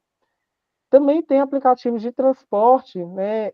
Então, isso é uma iniciativa até antiga, né, já, né, que inclusive foi desenvolvido inicialmente até, se não me engano, até na UFMG, né, então, para destacar bem, assim, muitas pesquisas iniciam, né, na universidade você tem muitas coisas, né, interessantes nesse sentido, que foi um aplicativo que ajudava as pessoas com deficiência visual, né, que elas podiam selecionar, por exemplo, a parada, né, que iriam embarcar e desembarcar, e isso conecta no painel do motorista, que vai ter um outro computador de bordo, né? Então, hoje em dia, os veículos todos têm um tipo de computador também, para vocês verem como as interfaces são generalizadas, né? Então, o motorista ficaria já sabendo onde, né, teria uma pessoa com deficiência para também ficar mais atento, né, prestar atenção nessas necessidades, nas demandas, né, das pessoas. Inclusive, gente, é uma coisa, eu vou falar mais à frente, né, essa coisa do motorista, dos aplicativos, pode ser até uma maneira de segurança, né? Por exemplo, tem botões, hoje em dia tem aplicativos que tem, por exemplo, botões anti-pânico, né, para prevenir assédios, né? Então, ou situações de risco, né? Então, você consegue apertar o botão e o motorista ficar sabendo e também avisar até a polícia, né? Então, já aconteceram situações que teve situações aí de risco, né? Então, por exemplo, de assaltos, né, de assédio, né, acontece muito em transporte público, infelizmente, né? Então, assim, como que a gente pode usar o design e a experiência do usuário, né, para também colaborar com a segurança pública, né? Então, é bem interessante isso também, né, essa importância social, né, da experiência do usuário. Agora, né, a gente vai falar também da experiência do usuário como um serviço, ou até mesmo como um branding, né? Então, que vocês também veem no curso, né, no design gráfico, né? Então, por exemplo, a Rede Globo, né, já teve várias famílias aí tipográficas, né, desde que surgiu, mas antigamente a Rede Globo era só televisão. E hoje em dia, né, inclusive eu passei isso aqui na última aula de história do design também, né, falando um pouco sobre isso, né, porque sempre é renovada essa mudança da comunicação visual, pensando também nos vários dispositivos. Então, a gente tem a televisão, mas tem, por exemplo, a Globoplay, tem também as redes sociais, né? Então, em 2018, teve uma mudança, né, na tipografia aí, né? Então, a gente falando um pouco sobre UI, né? Então, a interface do usuário, né? Então, foi exatamente, né, para facilitar essa leitura, né? Então, a gente tem também o Globoplay, né? Então, também essa família tipográfica é utilizada no portal G1, né? Então, a gente tem o mesmo padrão, por exemplo, dos infográficos, né? Por exemplo, infográficos interativos, né? Então, e nas próprias redes sociais também tem um padrão, né? O que a gente falou, que Marcos falou, por exemplo, da consistência, né? É muito importante a consistência. Então, por exemplo, se você coloca um determinado comando, né? Sempre manter o mesmo lado, uma mesma linguagem visual, porque isso ajuda o usuário, né, a encontrar as informações, né? E ficar mais fácil a navegação ali, né?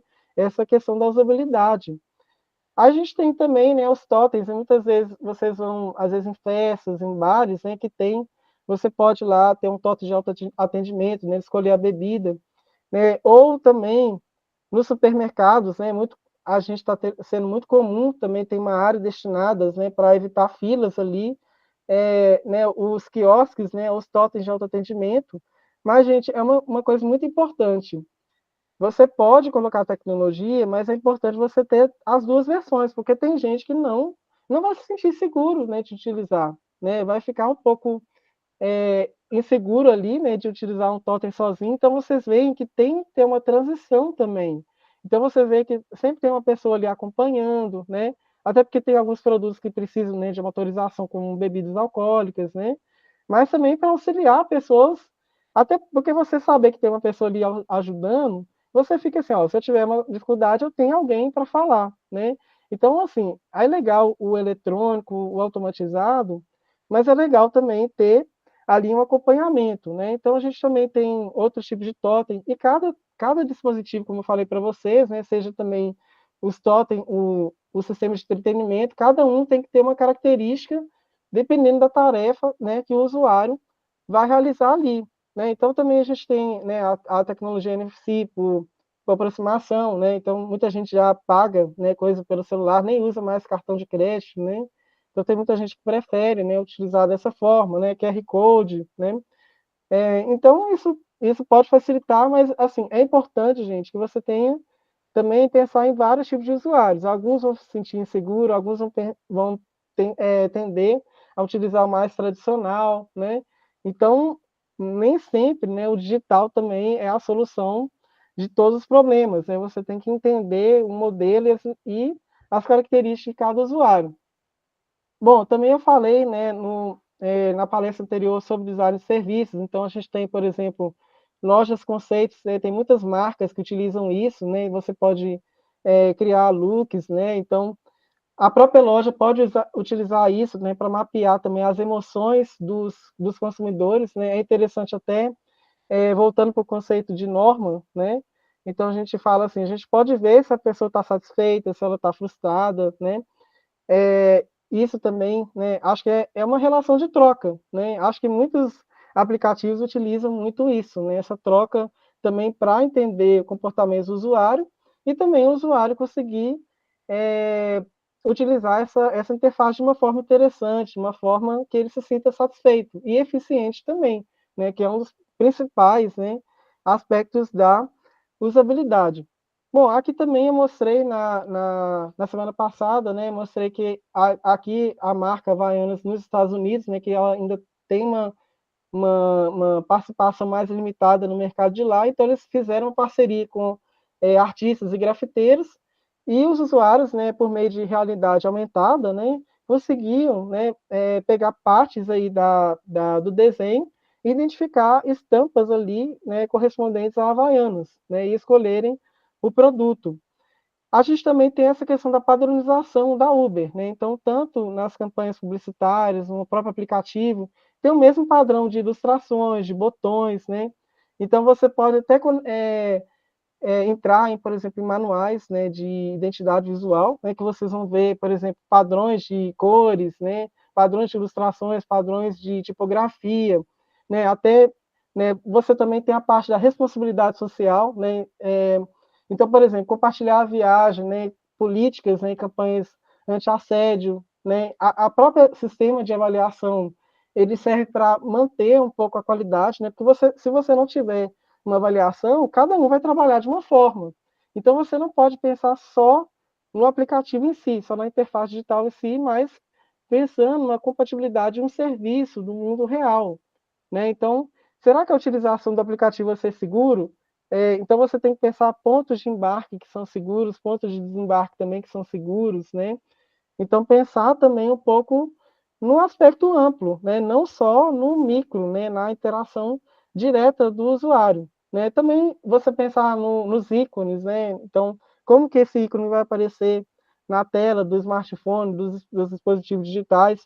Também onde vão ficar esses pontos de sinalização, né? Por exemplo, aeroportos e rodoviárias, né? Acho que tem que ter essa correspondência do mundo real, então pensar na experiência do usuário de uma forma completa, né? Não só no aplicativo, mas o antes, durante e o depois da utilização do serviço. Então, aqui também, mais uma vez, né, a tipografia utilizada, né? Então, procurar uma forma que seja o mais legível possível em vários dispositivos, né, num tamanho adequado, né? Então, exatamente para permitir esse reconhecimento, né? Então, no manual lá da identidade visual, né, que a gente chama de livro da marca, né, brand book, né, também tem essas recomendações todas que fazem parte, né, da UI e do UX também, né? E por fim, gente, também a gente pode falar que os aplicativos eles afetam os comportamentos, né? Então a gente tem, por exemplo, o Zé Delivery, né, que você tem, se você tiver o casco, você pode ter cerveja mais barata, né? O próprio sistema de avaliação ele serve para você ter um certo controle ali da qualidade, né? E o BlaBlaCar também, que você pode também ter um efeito secundário até de fazer amizades ali, né? Então, os aplicativos, eles têm efeitos comportamentais e sociais, né? A gente tem que entender isso, né? Que não é só uma interface, não é só um produto ali, mas você vai afetar em comportamentos ali na própria sociedade.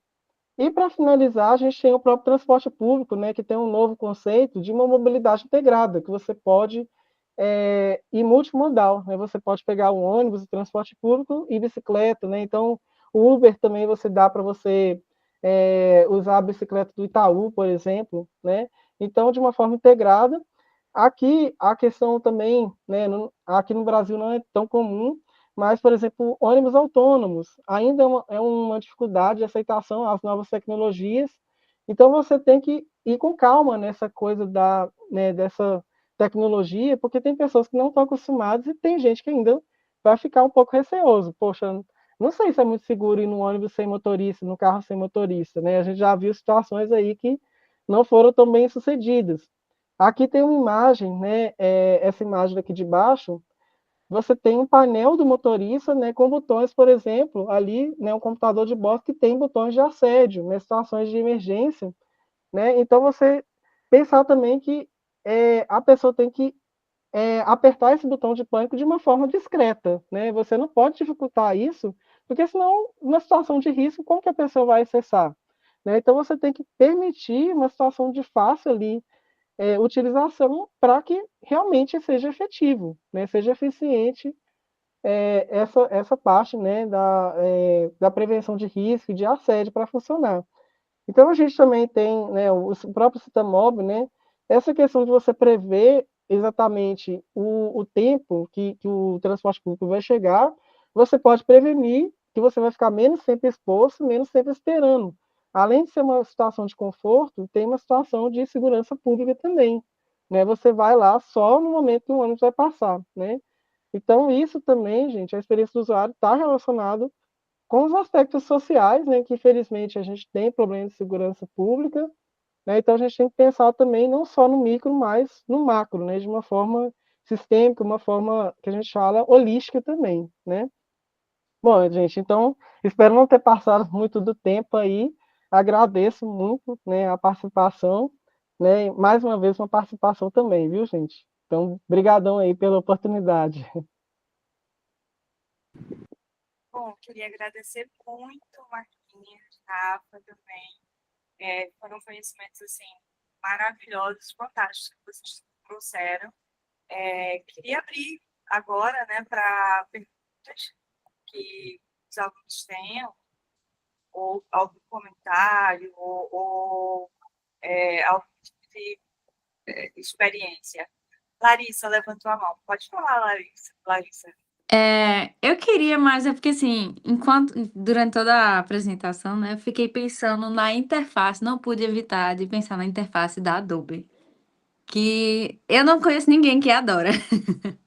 E aí eu queria saber a opinião de vocês, Total. professores que trabalham na área, se vocês acham que existe a possibilidade de melhorar. Porque, principalmente agora que eu vi que o Canva, por exemplo, tem muita gente que está migrando da Adobe para o Canva facilmente. Eu mesma, se desse, eu já estava há muito tempo, sendo que o que faltava, e que chegou há pouco tempo, foi aquela plataforma nova de vetor, né? Que eles estão inaugurando e tal. Eu ainda não tive a oportunidade de testar, mas eu estou vendo como um grande concorrente, de fato, para a Adobe. E até para gente profissional mesmo, que trabalha há anos na área e tal. E aí eu queria saber a opinião de vocês. Bom, pode começar, Márcia. Bom, Beleza. eu uso mais eu uso o Illustrator, o Photoshop e o Reader, né? Então, assim, o Photoshop é um programa muito complexo, com muitas funcionalidades, então, tipo assim, nem sempre ele é muito intuitivo. Então, você tem outros programas que fazem funções parecidas, ainda mais hoje no contexto também de inteligência artificial. Então, para você recortar o fundo antes era muito mais complicado e hoje mais fácil, né? Você não precisa ficar lá, né, horas ali no Photoshop, né, num comando complicado. E assim, eles melhoraram um pouco, até porque assim, né, a Adobe você, tipo assim, né, quem trabalha profissionalmente paga uma mensalidade, né? Então tem uma atualização ali dos aplicativos. Mas como acho que assim, é um desafio também, porque assim, você também não pode mudar radicalmente a interface do Photoshop, porque tem muita gente que já trabalha com Photoshop há anos, aí você também mudar, né, o modelo aí de utilizar, você tem que aprender tudo de novo. Então, os antigos também vão achar um pouco ruim. Mas é um pouco complicado, acho que principalmente falta a integração entre os aplicativos. Às vezes você vai importar uma coisa do Photoshop para o Illustrator ou para outros programas da própria Adobe, não tem uma comunicação muito boa. Né? Eu utilizo também a inteligência artificial do próprio Adobe Reader. Né? Eu acho que é muito falho, às vezes não lê direito os documentos. Então eu falo assim, a Adobe realmente tem muito que melhorar. A gente usa porque assim, poxa, a gente usa Illustrator, é difícil, né? Às vezes fazer algumas tarefas específicas, mas assim, muita gente que vai fazer uma coisa mais simples, até mais coisas mais um pouco complexas, utilizam, né, o Canvas, né? tem melhorado muito, né? A minha questão mais é justamente, tem esse lado, né, de justamente as pessoas que usam há muito tempo, então mudar seria complicado. Mas até, tipo, para quem eu conheço, sei lá, 10 anos na área e ainda, meu Deus, como é que eu acho tal É. função? Vai lá no YouTube, aquela coisa toda, e Eu sou acaba assim, perdendo tempo. E hoje há é, muito tempo é dinheiro. Você gastar isso para fazer um post, sei lá, como social media, você quer praticidade. Isso você eu gasta falo muito na minha tempo. perspectiva hoje em dia, né? Que tudo é muito, muito mais rápido. Você gastar 20 minutos assistindo um tutorial no YouTube para, Não, gente, sabe? nem Aí eu É, três fico me vezes de dá perguntando, não é não. velocidade rola. possível que em pleno 2025 a gente não consiga ver esses avanços também na interface da Adobe. Enfim, foi também um desabafo aqui. Obrigada Mas eu acho que a pelos Adobe tá muito comentários. assim, igual eu falei, assim, tá muito nesse conceito, muita coisa anos 90, 2000, que você tinha que fazer um curso de não sei o quê. Então, assim, até hoje, às vezes tem funções que eu não utilizo muito Photoshop, que às vezes eu esqueço. Aí eu tenho que ir lá, ver Uhum. um vídeo, ficar lá, não vai de primeira. Então, realmente, falta, não é muito intuitivo, né? Acho que eu concordo muito com você que não é nada intuitivo, né? Eu vou puxar aí por esse assunto da falta de intuitividade, porque eu fui um migrante, né? Eu era do CorelDRAW e fui para o Illustrator. E eu me lembro que eu saí do CorelDRAW porque ele fechava muito, então eu perdia muita coisa. Eu me lembro uma vez que eu era estagiário em uma agência daí de Caruaru, e aí a gente tinha finalizado uma campanha grande de uma loja de variedade lá de Garanhuns, Pérola, não existe mais. E aí, quando eu fui salvar, ele fechou e o arquivo de recuperação também falhou. Nesse dia, eu tive que trabalhar até 2 da manhã para refazer as peças. O conceito estava na cabeça, mas mão de obra, né? Vamos fazer. E aí, quando deu de madrugada, eu olhei e fiz: amanhã eu quero que o técnico instale o Illustrator aqui. Disseram: você sabe usar? Eu disse: não, não sei, mas eu vou aprender. E foi uma das piores coisas que aconteceram, porque o Illustrator, ele é terrível de intuitividade. O CorelDRAW, você dá 2 comandos, ele centraliza tudo, é lindo. Ele tem problemas seríssimos de qualidade de arquivos, de cores, etc. Mas de usabilidade, o Corel era muito mais resolvido. E só que o que acontece com a Adobe? A Adobe, ela é hegemonia. Ela é a dona do design mundial, na cabeça dela. E aí, o que aconteceu? Ela se acostumou muito com isso. Todo mundo vem a mim. Então, ela botava um pacote de R$ 200 e todo mundo tinha que pagar. E o que aconteceu? O Canva, ele começou a mexer com o digital. Com o impresso, não, porque o Canva, para impressão, ainda não é lá essas coisas. Mas aí, ele começou a mexer com o digital. Mas a Adobe, ok, vamos imprimir comigo. Eu sou a dona do PostScript, eu sou a dona do PDF, fui eu que criei tudo isso aqui. E agora, o Canva lançou o Affinity. E o Affinity é uma plataforma que agora, enfim, tá pau a pau para brigar com a Adobe, né? Então, o que aconteceu? A Adobe acabou de anunciar que baixou o preço em 30% da assinatura. Olha que Agora, fofa ela. agora sim, Olha que né? maravilhosa ela, tão linda, tão majestosa.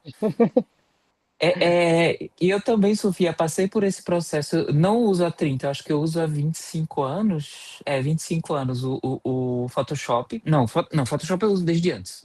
Não vamos falar de datas. Mas o Illustrator, acho que mais ou menos esse tempo, 25, 20 anos. E eu lembro quando eles. O que aconteceu? Há muito tempo, acho que há uns quase 20 anos, a Adobe comprou a Macromedia, comprou várias outras ferramentas e ela quis unificar as interfaces dela. E ela criou essa interface que hoje a gente está acostumado. É, e foi horrível para se acostumar com aquilo, que aí acabou que hoje a gente está acostumado. Se a Adobe fizer qualquer alteração, como de vez em quando ela faz, tipo, muda um ícone de lugar, que eu odeio quando ela faz isso, a gente se perde. E aí vem. Lembra que eu falei do Windows 8 na minha apresentação? Acontece o que aconteceu com o Windows 8. Você tem um menu iniciar bonitinho, tudo lá organizadinho, desktop, e ele lança o Windows 8 e caga tudo. Foi o que a Microsoft fez. Então, a gente precisa tomar cuidado com. Sempre que a gente vai fazer qualquer alteração de interface, a gente precisa ser conservador, porque o usuário é conservador. A Apple, ela muda raramente alguma coisa, mas sempre que muda, tem dor de cabeça. Agora, com o Liquid Glass, ela tá tendo dor de cabeça, porque as pessoas estão reclamando muito. mas ela não mudava a interface dela desde o iOS 7, ou seja, 12 anos por aí. Então, vocês verem como qualquer alteração já faz uma mudança na percepção desse usuário. O usuário ele tem uma dificuldade para se acostumar com coisas novas. Ele reclama porque não muda, mas se mudar ele vai reclamar mais. Então a gente precisa tomar esses cuidados. Eu não gosto da interface da Adobe, mas eu me acostumei a ela.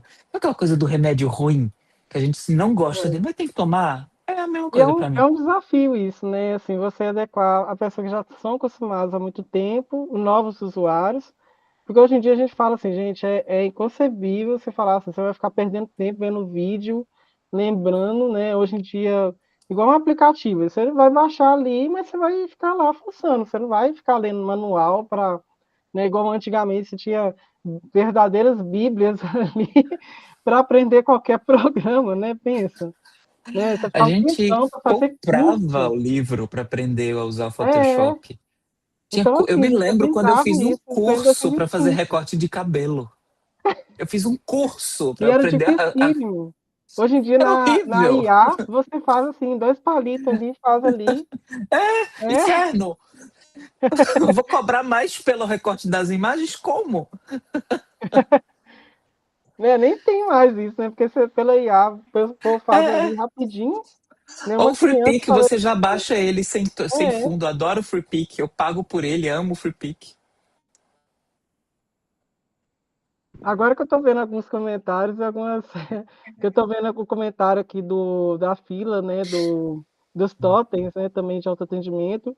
Aí é engraçado isso, né? Como falou assim, ainda tem muita fila, porque às vezes o sistema ainda tem um pouco de dificuldade de você entender como funciona Sim. esse negócio de coloca numa bandeja, tira.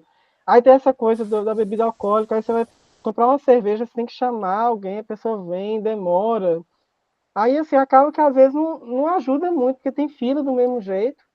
O que era para facilitar, às vezes nem sempre facilita muito bem, né? Então a gente fica um pouco frustrado, às vezes até para comprar uma coisa simples ali, é tanta coisa, você tem que depender de tanta gente, que é melhor ir no caixa ali normal, você resolve e pronto, que você sabe vai dar certo, né? Pelo menos, né? Então é complicado essa coisa da tecnologia dos avanços, né? Que você tem que ter esse período ali de adaptação, né? Então não pode colocar tudo digital, né? Acho que é o mesmo. Eu tenho muita segurança ainda com coisas que são exclusivamente digitais e não tem um atendimento humano. Eu não gosto disso, assim. Eu gosto de ter as duas formas de você lidar, o tradicional né, o automatizado para quem já sabe, né? Já está ok ali, né? Acho que a gente fica muito mais confiante e seguro, né? Exatamente. Ou só uma correção, Glenda. Existe uma nova versão do Corel para Mac. Ai, que maravilha. Eu não vou migrar, eu vou ficar aqui no meu Adobe, já pago isso aí mesmo, deixa ele ali. É, Estava falando, né, da questão dos tópicos, eu estava lembrando, isso causa uma angústia tão grande, né, quando a gente vê uma fila atrás, porque quando a gente está no totem, a, a demora depende da gente. Então, a gente é responsabilizado por estar demorando aqui na fila. Quando a gente está no caixa, não, é o caixa que está resolvendo aí as coisas. é. Então, a gente repassa a responsabilidade, e é mais fácil. E eu lembrei também de uma situação assim, que me pegou, que foi com os elevadores. Depois que eles começaram a migrar para aquela tecnologia onde você coloca o andar no totem, antes de você entrar no elevador, e aí sai o número lá, né, o código, de qual elevador que vai abrir para você. E O aí, do Senac é assim, é horrível. pois é. E aí eu passei, acho que horas tentando entender, porque o primeiro que eu vi foi justamente com difusora, shopping difusora. E eu não entendi aquilo ali. Eu entrei no elevador e eu procurei os botões, cadê os botões? E E eu fora que você vai ficar em pânico, né? Porque você vai ficar, tá num ambiente E a porta fechado, fecha. aí você não sabe o que vai fazer para abrir, para sair do lugar, pensa. eu fiquei desesperada. Não, e o do Senac é ótimo, que é assim, ele fica lá na porta de entrada e você tem que ir no corredor, que o elevador é lá no final. Você sempre leva a porta na cara. E aí eu não entendo como é que fazem isso. Como é que o totem é na entrada e o elevador é no outro lado? Gente, tem idoso, tem gente com alguma, sei lá, pé quebrado. Eu me lembro de uma amiga que era grávida, ela estava grávida, aí ela toda vez fazia: Marcos, eu vou pro elevador, tu aperta aí, eu aperto. E são dois conjuntos de elevadores. 4 vão até o 14º e 4 eles fazem os outros números, que são 22 andares. E o meu Deus do céu, é uma bagunça que o povo chega, mas eu não tô indo, eu não tô chegando. É um inferno. Usabilidade. É muito chato isso. Mas alguém tem alguma pergunta que queira fazer ou alguma experiência? Ah, deixa eu só dar um exemplo do que Larissa falou. Em 2020, quando a gente parou, né? Eu dava uma disciplina chamada Imagem Gráfica Digital aqui na FG. E essa disciplina é para ensinar a usar Photoshop, Illustrator e InDesign. E meus alunos não tinham computador em casa. E minhas atividades eram todas voltadas. Tu deu também essa disciplina, Rafa?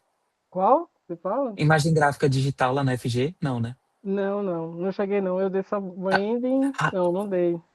não, Rafa Imagem trabalhou comigo gráfica. na FG. E Foi. tu também pegou esse período, maluco, não. Tu Foi, saiu porque foi antes. na época da pandemia, na verdade. Eu fiquei só 2020, né? Aí foi aquele Ah, tá. desafio do Blackboard, aquela coisa toda, você Aff, sabe, Maria. né?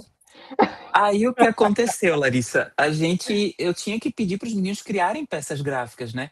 E aí ia ter uma diagramação de uma revista no InDesign, a identidade visual no Illustrator, ia ser um tratamento de foto no Photoshop. A gente foi tudo pro Canva. Eu odeio Canva com todas as minhas forças. Eu sou anti-Canva. Eu sei que ele tem utilidade. Eu sei que ele tá ajudando muita gente, mas eu odeio ele.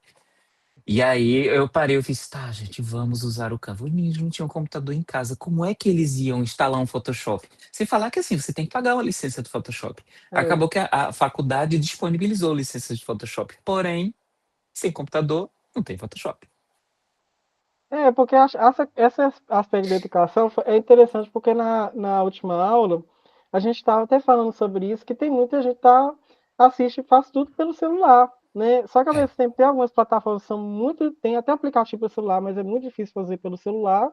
Mas a gente tem que entender que até, por exemplo, a maioria dos vídeos, né, que são gravados, muitos vídeos são gravados já na posição vertical, pensando que a utilização principal vai ser no celular e não Já no tem novela computador. vertical. Exatamente, porque o pessoal, a grande maioria, vai assistir pelo celular, não vai fazer Sim. coisa pelo computador mais, a não ser uma coisa mais específica, né? Então, igual você falou, assim, tem muitos dos alunos, né, que não utilizam o computador, não vão utilizar só o celular, e que é um pouco mais acessível, até porque o computador hoje em dia assim, é mais de 3 contas aí, né?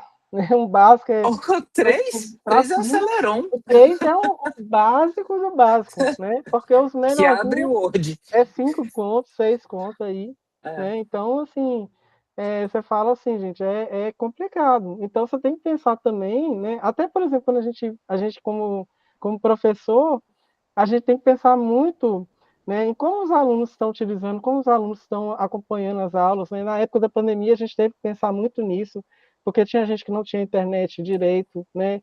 A época da pandemia foi muito complicado nisso, né? Você lembra, né, Marcos? A gente lá tinha um sistema, uma plataforma da universidade, né?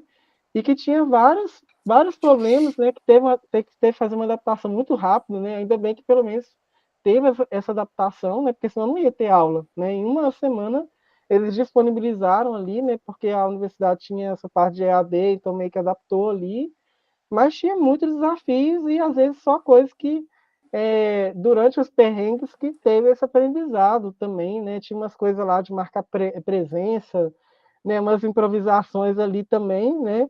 Invasões. Ai, gente, a gente passou muita Sim. coisa. Só quem viveu verá. Oh, sabe contar o que é aquilo. Pelo amor de Exatamente. Deus. E na pandemia, aquele contexto todo, né, que a gente sabe. Então teve uma questão também humana ali, né, que a gente teve que acompanhar essa adaptação, contextos diferentes, né, pessoas que nem tinham computador direito, não tinham condições ali mínimas, né, para estar acompanhando as aulas, né.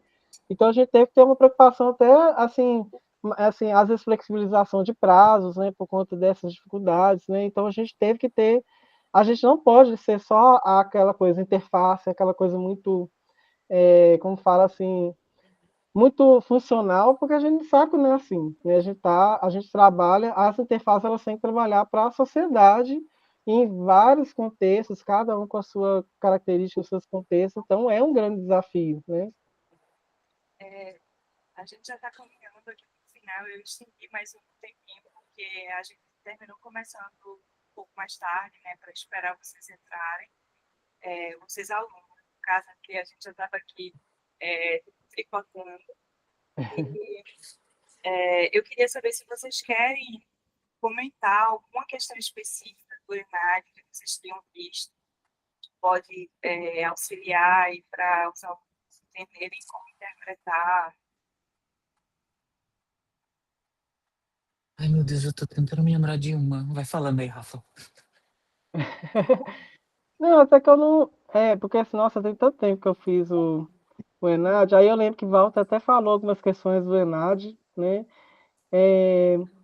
Então, assim, não é, por exemplo, tem coisas que a gente vai falar aqui, que a gente falou da palestra, que não necessariamente vai cair no ENAD, mas eu acho que é bom você ter também essa visão do todo, né? Então, por isso que, assim, Marcos pegou muito os princípios, né? Acho que é importante saber, por exemplo, os princípios de usabilidade, né? Acho que isso pode cair, né? Se for falar de usabilidade, vai cair alguma coisa, algumas das heurísticas, né? Então, acho que é importante prestar atenção. Tem mais de um conjunto de heurística, né? Não só os de Nilson, né? Tem de Jordan, Norman também, né? Outras questões, né? Só que Tem as tem minhas daqui a 15 dias. exatamente, ó. Então, mas tem conceitos que são comuns, né? Então, por exemplo, consistência, né? A padronização, o feedback para o usuário, né? O feedback visual, o feedback sonoro. Essa redundância também do feedback é importante. Maneiras, né, de utilizar diferente. Então, por exemplo, um conceito também que é interessante vocês estudarem é os princípios de design universal, né?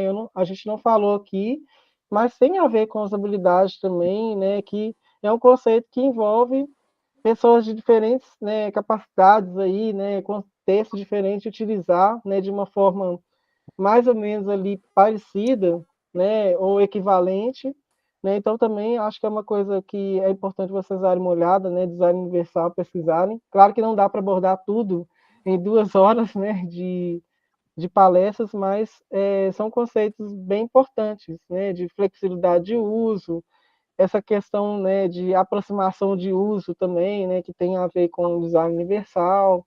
Então também é uma coisa bem importante. E aí, Ó, lembrou de alguma coisa, Marcos? eu fui pegar as provas do ENAD, né? Porque minha gente. É, A última prova do ENAD que teve foi de design gráfico, foi em 2022. E só tem duas questões que falam de interface. A primeira falando de fontes que são mais apropriadas para interfaces, que pergunta fonte sem serifa, fonte manuscrita ou fonte com serifa. Manuscrita não, gente, por favor, não. pelo Esqueça amor de Deus. manuscrito. Serifa para títulos em tamanho grande, ok, mas texto corrido sem serifa, pelo amor de Sem Deus, não serifa. façam isso. Hã? Sem serifa. Até, por exemplo, Sem igual serifa. vocês veem, por exemplo, no Uber, até na Globo, você vê que, como eu mostrei, são fontes mais redondinhas, que tem uma proporção melhor É, de largura, né? Então, são fontes que você consegue enxergar até numa boa distância, né? Porque, por exemplo, sim. a fonte com serifa, ela é muito boa, tipo assim, para uma leitura, às vezes, de um texto escrito, né? De livros, né? Mas com o aplicativo, né? Que você tem essa questão da luz, né?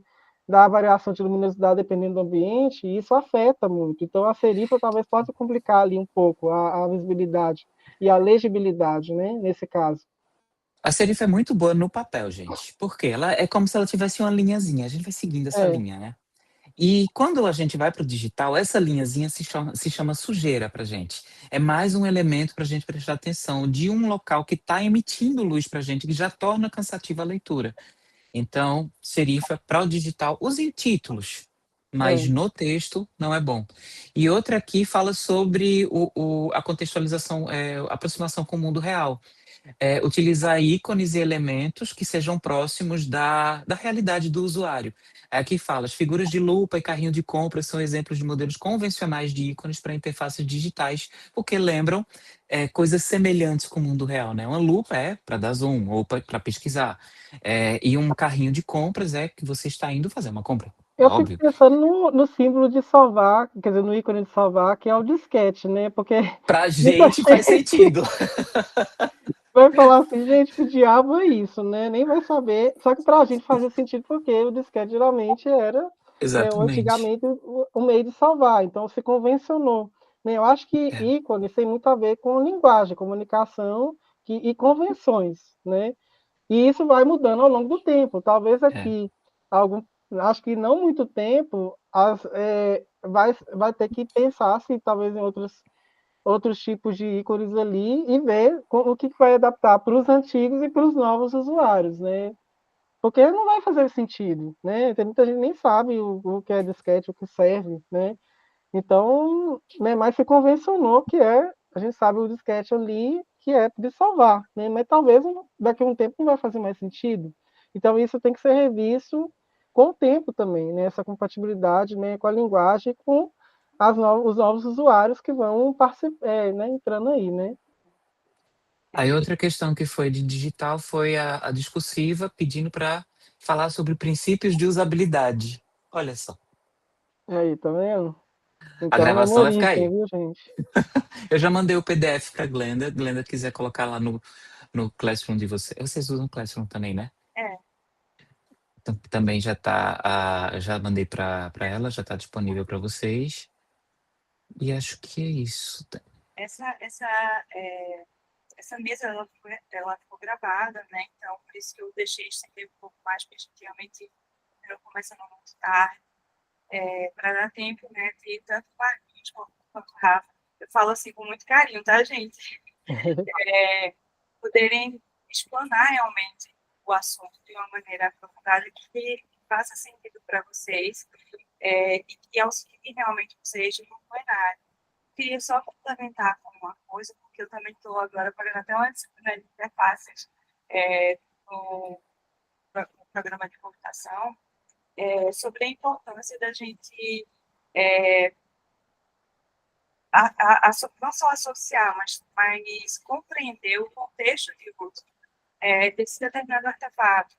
E assim, como a gente até comentou, Marquinhos estava colocando aqui, né, que dependendo da cultura, a coisa fica diferente, como a gente estava comentando tudo, né? A própria cor do luto em países diferentes, países asiáticos, geralmente eles usam branco, os ocidentais usam preto. Então, são coisas assim que às vezes fazem sentido para uma determinada cultura, uma determinada região e para outras não. E aí, falando sobre a questão até da tecnologia, a gente está vendo aí na China, por exemplo, a inserção de carros completamente automatizados, né? Que não precisa mais de ninguém para dirigir. E aí está se falando muito isso no sul global, que isso é possível. Mas aí então, não tem como a gente pegar e transplantar uma determinada tecnologia que funciona dentro de uma cultura, uma determinada cultura, para uma cultura, por exemplo, como a do Brasil. Aqui em Recife, por exemplo, onde as pessoas não têm a educação de trânsito, e onde, por exemplo, um carro desses, completamente automatizado, ele teria que, em um momento de certeza, né, sobre possível acidente, saber quem ele iria proteger. E aí ele teria que tomar uma decisão, que é uma decisão, inclusive, ética, né? Que é quem eu vou deixar sobreviver e quem eu vou matar. Então, isso é É complexo, né? muito importante. É. O contexto, ele sempre deve estar à frente das nossas pesquisas enquanto design de todos os campos, né? Mas, só complementando isso, eu lembrei da última aula, Eu achei assim, maravilhosas as palestras de vocês dois. Vocês assim, são queridíssimos, moram no meu coração, um coração incrível. Tenho o maior agradecimento a fazer a vocês, ao NDE, à coordenação, né, Dani. E, bom, essa gravação vai ficar para vocês poderem acessar posteriormente lá no Classroom Plenário. Finalizando, vocês têm mais alguma coisa que vocês queiram comentar? Alguma coisa que vocês queiram para finalizar? Bom, eu acho que eu já falei até muito, né? Eu empolgo, a gente fala demais, né? Aí a gente fica até meia-noite aqui falando. Gente, primeiro, muito obrigado pelo convite. É bom estar em casa de volta. Eu amo o CAA, o CAA é a minha história. Por onde eu passo, eu falo do CAA. Vocês que estão assistindo a gravação, ou vocês que estão aqui ainda, vocês estão no melhor lugar do mundo. Eu amo o CAA mesmo. É minha história, faz parte de mim, quem eu Eu também sou tenho muito hoje. carinho, viu, pelo CA. E olha que eu entrei há pouco tempo, né? É, mas é um lugar maravilhoso. Participei de muito do começo, participei de muita coisa. Sou cria de Lu, né, de tia Lu. E eu sinto muita falta de estar por aí, de conviver mais por aí. A vida realmente não tem ajudado para que eu transite muito por aí. E eu desejo a vocês uma ótima prova. Vocês vão arrasar, isso é certeza. E tenham boa noite, descansem. Não vão estudar de véspera no sábado, não vão dormir. É, É tão bom. Não façam isso. E não fiquem nervosos. É só uma prova. É uma prova importante para a instituição, é uma prova importante para vocês, mas não fiquem nervosos, não. Vai dar tudo certo, tá bom? gente, eu só tenho a agradecer, né, pela atenção, por essa oportunidade também, né? Foi um prazer as duas palestras, né, que eu preparei com muito carinho também. E é isso, gente. Acho que eu só tenho só agradecer mesmo, né? E também desejar todo sucesso também na prova, né? Então, faço das palavras de Marcos as minhas também, né? É uma prova tranquila, né? É um pouco cansativo você ter que ir lá, né? Fazer a prova, 4 horas, acho que é 4 horas, né, de prova, mas é legal para você também ver se você também fixou bem os conceitos de design ao longo do curso. Acho que é uma forma de até se autoavaliar, né? Porque é importante a gente saber, né? Saber o que a gente levou do curso, né? Então acho que é legal, né? Tanto para a instituição, mas também para vocês também, né? Então também não é hora de, né, arrancar os cabelos e ficar lá estudando, né? Não, Demais gente, aí implante é à caro. noite. Então, pelo amor de Deus, então relaxa, né? Com certeza vocês fixaram muitos conteúdos aí, então é mais uma forma de verificar, né, se vocês realmente estão com um bom aprendizado, se vocês estão levando, né, as questões do curso, né? Então eu só tenho que agradecer mesmo, né, a atenção de vocês aí, né, o carinho também, né? Então muito obrigado, viu, gente? Bom, obrigada, Esqueci de também. obrigada, Marquinhos, obrigada a vocês. E arrasem na prova. Qualquer dúvida que vocês tiverem, vocês podem entrar em contato com a gente. Essa gravação vai ficar lá no nosso grupo, né? No Classroom, como eu já falei. Vou finalizar aqui a gravação. Ficou mais ou menos com as 2 horas, né? Considerando que a gente começou mais tarde. Parei a gravação, parei não. Não.